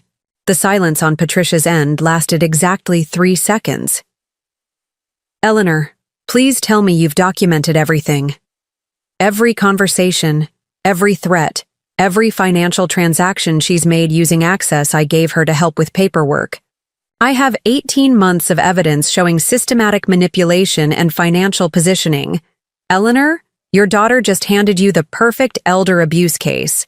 By Monday, she's going to understand exactly what happens when someone tries to exploit an elderly parent who happens to be a professional expert in preventing elder care exploitation. Patricia's plan was beautiful in its simplicity and devastating in its precision. We would allow Rebecca to proceed with her nursing home timeline, but every step of her plan would be documented by professionals she didn't know existed. When Rebecca arrived at Sunset Manor on Monday with her paperwork and her mother in tow, she would discover that her intended victim had been 3 steps ahead of her from the beginning. My second call was to Dr. Elizabeth Harper, the geriatrician, who'd been conducting comprehensive cognitive assessments for my clients for the past 4 years. Dr. Harper specialized in documenting the competence of elderly adults who were facing inappropriate intervention from family members. Dr. Harper, I need a complete geriatric assessment that demonstrates my cognitive and functional competence. Eleanor, given your professional work, I assume this is related to someone questioning your capacity? My daughter is threatening guardianship, proceedings based on alleged cognitive decline that exists only in her imagination. I can have a complete assessment completed by Friday, including cognitive testing, functional evaluation, and medical clearance. When this is finished, no court in the country would question your competence to make your own decisions. Dr. Harper's assessment would provide ironclad medical documentation that I was not only competent, but performing at levels that exceeded normal ranges for my age group. Rebecca's claims about my declining capabilities would be revealed as fabricated nonsense, contradicted by professional medical evaluation. My third call was to James Mitchell, the private investigator who'd helped me document financial exploitation for several client families. James specialized in following money trails and documenting unauthorized financial activity. James, I need a complete forensic analysis of financial transactions made by someone with limited power of attorney access to my accounts. Eleanor, are we talking about unauthorized spending? We're talking about someone who's been using access to my accounts to fund their own lifestyle while positioning themselves to claim financial guardianship. How far back do you want me to go? 2 years. I want every transaction, every transfer, every expenditure that wasn't explicitly authorized. I want to know exactly how much of my money has been funding my daughter's attempt to steal the rest of my money. James's investigation would provide detailed documentation of Rebecca's financial misconduct. Every unauthorized expenditure, every suspicious transfer, every indication that she'd been using my accounts as her personal piggy bank would be thoroughly documented and quantified. But the most important call I made was to Michael and Sarah. Directly. Grandma, Sarah answered on the second ring. Mom said you might not be feeling well. Are you okay? The genuine concern in my 15-year-old granddaughter's voice nearly broke my heart. Rebecca had been manipulating these children, turning them into unwitting accomplices in her scheme to exploit their grandmother. Sweetheart, I'm feeling fine, but I need to ask you something important. Has your mother been talking to you about my health or my living situation? Yeah. She said you might need to move somewhere where there are people to help take care of you. She said we should spend time with you now because you might not remember us as well later. The cruelty was breathtaking. Rebecca had been preparing her own children for their grandmother's supposed cognitive decline, poisoning their relationship with me while setting them up to support her narrative about my incompetence. Sarah, your mother has been telling you things about my health that aren't true. I'm not developing memory problems, and I'm not going to forget you, but I need you and Michael to know that there are some serious problems happening in our family right now. What kind of problems? The kind of problems that happen when someone lies about other people to get what they want. Sarah, I want you and Michael to come stay with me this weekend. I have some things to show you that will help you understand what's really been going on. When I called Michael separately, his response was even more telling. Grandma, Mom said you called her and were confused about why she was trying to help you. She said you didn't remember agreeing to move to the place with the nurses. Rebecca had been manufacturing conversations, telling the twins that I'd agreed to nursing home placement and then forgotten about it. She was using my supposed memory problems to explain why I was resistant to plans I'd supposedly approved. Michael, I never agreed to move anywhere, and I never had any conversation with your mother about nursing home placement that I later forgot. Your mother has been lying to you about my health and my decisions? But why would Mom lie about something like that? Because, sweetheart, sometimes people do terrible things when they want something badly enough. And your mother wants something that belongs to me. Friday afternoon, Patricia arrived at my house with documentation that would make Rebecca's guardianship threats look like the amateur manipulation they were. We spent 3 hours reviewing every aspect of Rebecca's scheme, documenting every threat she'd made, and preparing the legal response that would protect me from any future attempts at financial exploitation. Eleanor, by the time we're finished, your daughter will be facing potential criminal charges for attempted elder abuse, Patricia said, as she organized the evidence we'd assembled. But more importantly, she'll never be able to threaten your autonomy again. Dr. Harper's assessment results were even more satisfying than I'd hoped. Not only did they document my complete cognitive and functional competence, but they revealed that my performance on standardized tests exceeded the normal range for people 20 years younger than me. Eleanor, these results would be impressive. For someone in their 50s, Dr. Harper said as she reviewed my scores, no court in the country would question your capacity based on this evaluation. Your daughter's claims about cognitive decline are not just wrong, they're absurdly wrong. James's financial investigation was the final piece of evidence I needed to demonstrate exactly what Rebecca had been doing with access to my accounts. Over 18 months, she'd made unauthorized withdrawals totaling $47,000, always in amounts small enough to avoid triggering automatic alerts, but large enough to fund significant improvements to her lifestyle. Eleanor, this is a textbook case of financial exploitation, James said, as he showed me the detailed accounting of Rebecca's unauthorized spending. She's been systematically draining your accounts while building a case for why she should have legal control over them. But the most important preparation for the weekend was setting up the living room for the conversation I needed to have with Michael and Sarah. I arranged chairs where we could sit comfortably together, prepared the documents that would help them understand what had been happening, and steeled myself for the heartbreaking task of explaining how their mother had been manipulating them. When the twins arrived Friday evening, they seemed nervous and uncertain. Rebecca had clearly prepared them for the possibility that their grandmother might seem confused or upset about things that weren't real. Grandma, are you feeling okay? Michael asked as they settled into the living room. Mom said you might be having some problems with memory and thinking clearly. Michael, I want you and Sarah to look at these test results, I said, handing them Dr. Harper's assessment. This is from a comprehensive evaluation I had done by a doctor who specializes in testing elderly people's mental abilities. Sarah studied the documents with the careful attention of someone who'd inherited her grandmother's analytical skills. Grandma, these scores are really high. This says you performed better than most people your age. That's right, sweetheart. The doctor said my cognitive function is excellent, and there's no evidence of any memory problems or confusion. So when your mother tells you that I'm having trouble thinking clearly, she's not telling you the truth. Michael looked confused and distressed. But why would Mom say you were having problems if you weren't? Because, Michael, your mother wants something that belongs to me, and the easiest way to get it is to convince everyone that I'm not capable of making my own decisions. I spent the next 2 hours showing them the evidence I'd assembled. The key? Financial records that documented Rebecca's unauthorized spending, the timeline of her manipulation campaign, the threats she'd made about guardianship proceedings, the false narratives she'd created about my health and capabilities. Grandma, this makes Mom look like a criminal, Sarah said after reviewing the financial documentation. Sarah, what your mother has been doing is criminal. Taking money from elderly people without permission is a crime called financial exploitation.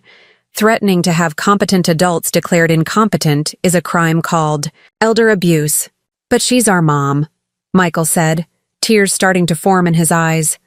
Why would she do something like this to you? I don't know, sweetheart. But I do know that what she's been doing is wrong, and I won't let her continue doing it. The most difficult part of the conversation was explaining how Rebecca had been manipulating them as part of her scheme. Your mother has been asking you to monitor me for signs of confusion or decline, and then using your responses to support her claims that I need supervision, I explained. She's been turning you into witnesses against me without you realizing what was happening. The questions about whether you seemed confused, Sarah said, understanding dawning in her voice. Mom always asked us if you seemed to understand what we were talking about, or if you repeated yourself, or if you seemed lost. And when you gave normal answers about normal interactions, your mother interpreted them as evidence that I was declining. You were being manipulated into providing false testimony about my capabilities. By Sunday evening, Michael and Sarah understood exactly what their mother had been planning and exactly how she'd been using them to support her scheme. They were angry, hurt, and determined to help protect their grandmother from someone they were struggling to recognize as their mother. Grandma, what's going to happen to Mom? Michael asked as we finished dinner Sunday night. I don't know yet, sweetheart. That depends on whether she continues trying to implement her plan or whether she realizes that what she's been doing is wrong and stops. What's going to happen to us? Sarah asked. You're going to be fine. No matter what happens. Between your mother and me, you're still my grandchildren, and I will always love you and want you in my life. Monday morning arrived with crystalline clarity and perfect weather. The kind of day that makes dramatic revelations feel like destiny rather than coincidence. Rebecca arrived at my house at exactly 9 a.m., accompanied by David and armed with a folder full of documents she expected me to sign. Mom, I hope you've had time to think about what we discussed, Rebecca said as she arranged her paperwork on the kitchen table. The admission appointment at Sunset Manor is at 11 a.m., and we need to review the financial authorizations before we go. Rebecca, please sit down. We need to have a conversation. Mom, there's no time for conversation. We have a schedule to keep, and delaying this transition any longer isn't fair to anyone. Rebecca, there isn't going to be a transition. I'm not going to Sunset Manor. I'm not signing your documents. And I'm not allowing you to continue the financial exploitation you've been conducting for the past 18 months. The words hit the room like a physical force. Rebecca's face went through a series of expressions: confusion, disbelief, and finally a cold anger that revealed exactly who she'd become. Mom, you're not thinking clearly.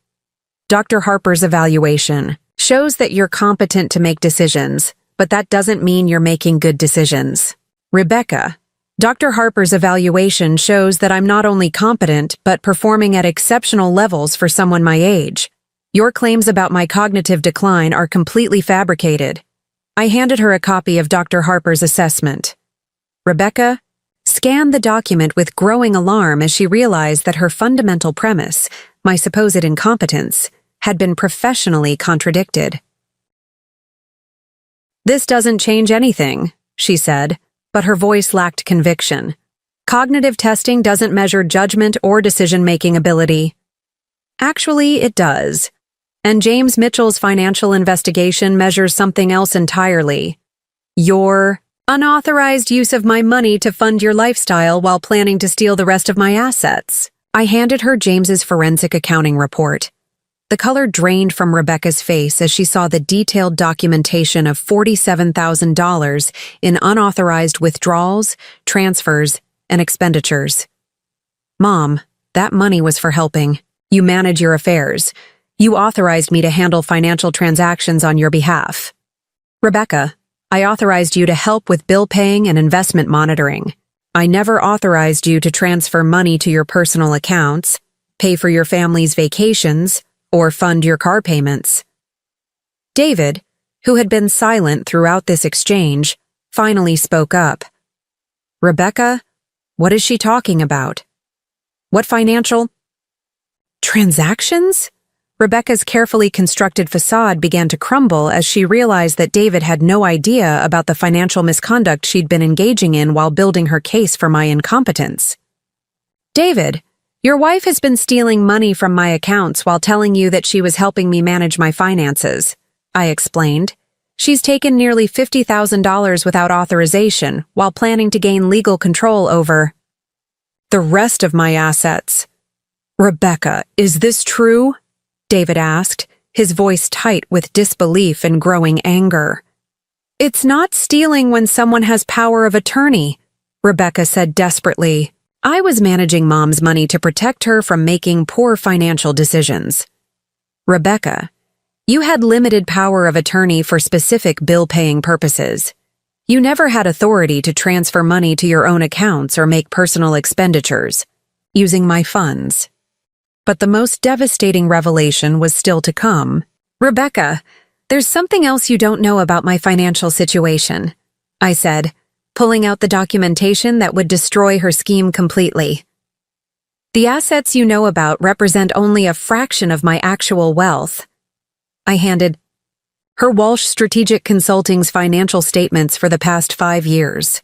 Rebecca stared at the documents in growing shock as she realized that her supposedly declining elderly mother was actually worth over $8 million and earning more annually than she and David combined. "Mom, what is this? You told me. You were doing small consulting projects to stay busy." "Rebecca, I told you I was consulting. You assumed it was small-scale retirement activity because you never bothered to ask for details. Walsh Strategic Consulting is one of the most successful boutique advisory firms in the region. But this says you made over $600,000 last year alone." "That's correct. And this year's revenue is tracking even higher." David was staring at his wife with an expression of complete bewilderment. "Rebecca, you told me your mother was struggling financially and needed our help managing her expenses." "I never said she was struggling," Rebecca protested weakly. "I said she needed help managing complex financial decisions." "Rebecca, you said she was living on a fixed income and that maintaining her house was becoming a financial burden," David replied, his voice rising with anger and disbelief. But the final blow was delivered when Patricia Sinclair arrived at exactly 10 a.m., accompanied by a court reporter and 2 additional witnesses.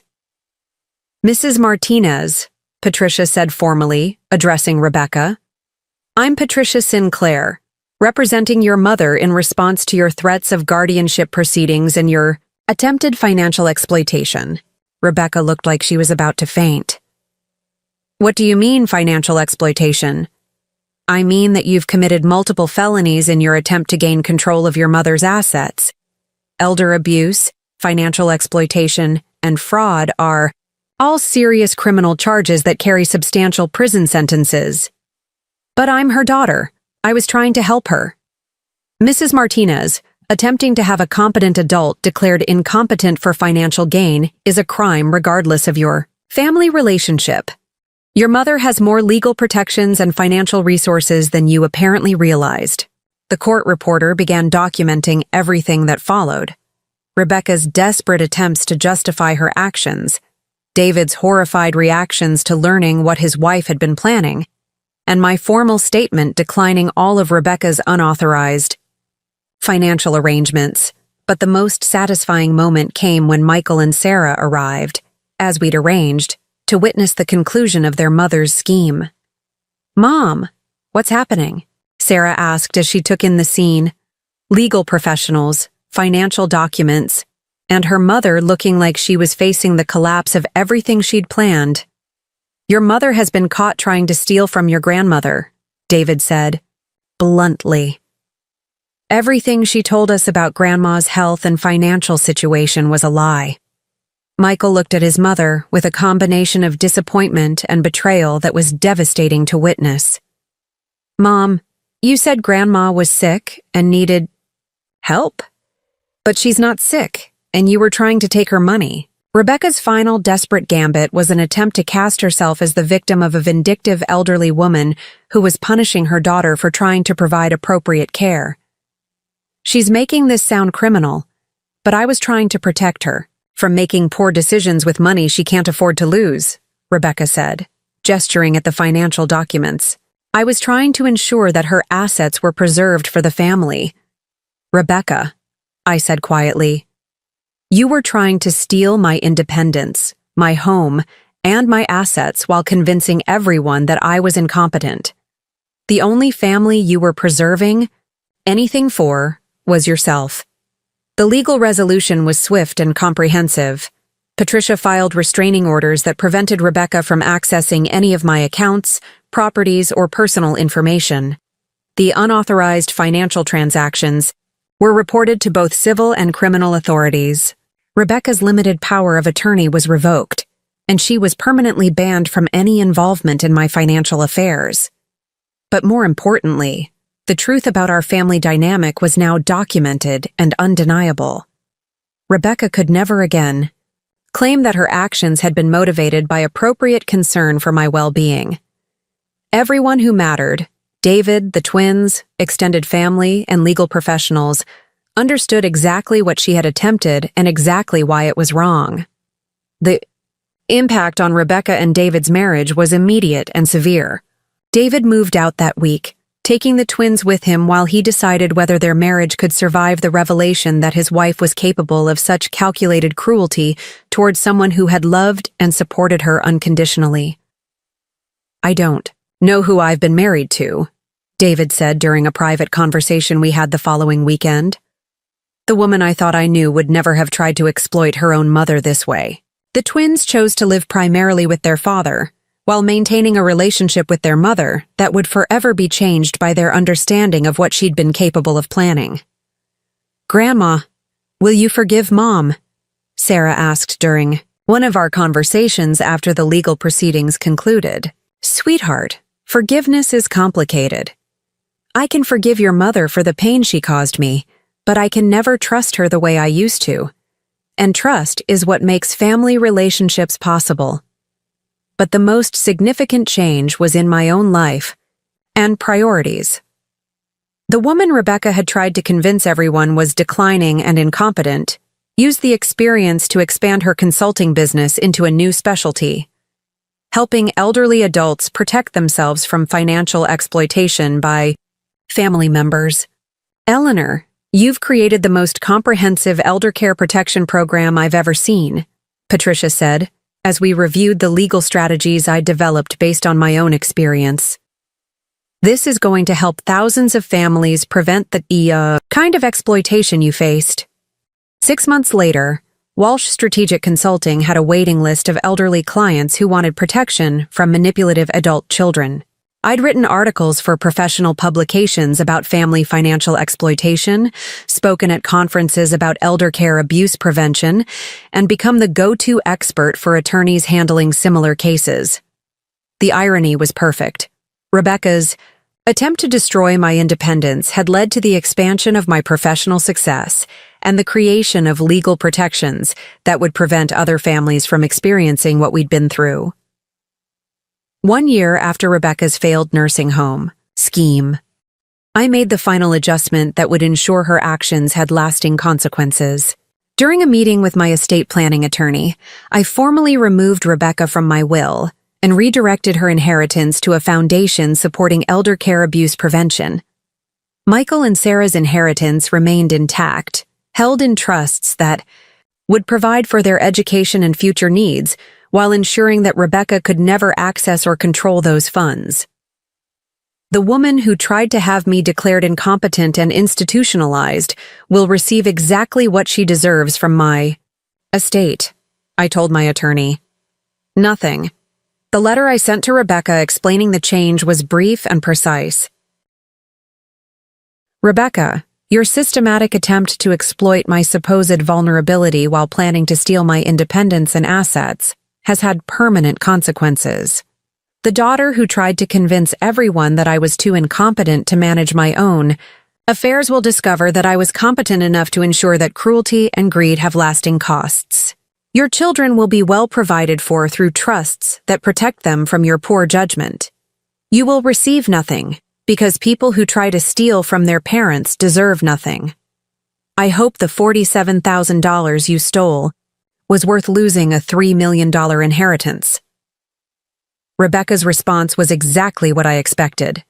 A mixture of rage, self-pity, and desperate attempts to convince other family members that I was being vindictive and unreasonable.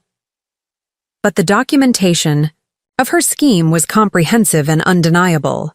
Everyone who reviewed the evidence understood that my response was proportionate and justified. Rebecca had gambled everything on her ability to manipulate and control her supposedly declining mother, and she'd lost everything when that mother turned out to be far more capable and resourceful than she'd ever imagined. Today, at 79, I continue to live independently in the house Rebecca tried to force me to sell. I work with clients who value my expertise and pay premium fees for strategies that protect their autonomy and assets. I maintain friendships and activities that provide intellectual stimulation and social fulfillment.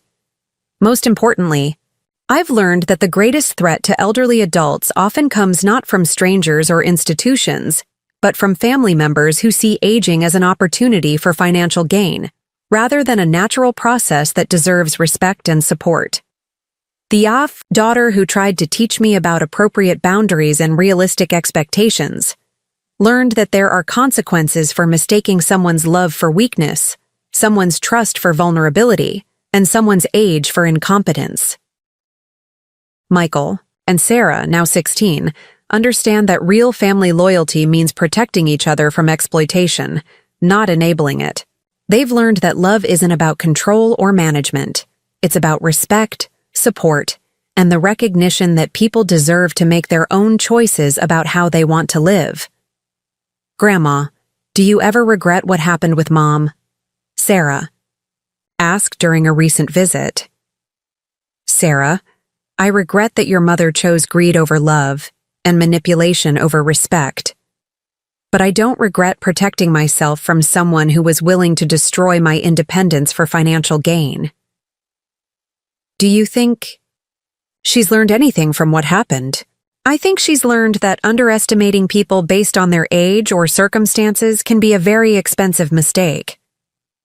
The woman Rebecca dismissed as a declining elderly burden who needed management turned out to be the person who would teach her the most expensive lesson of her life about the consequences of elder care exploitation, and that lesson will last for generations.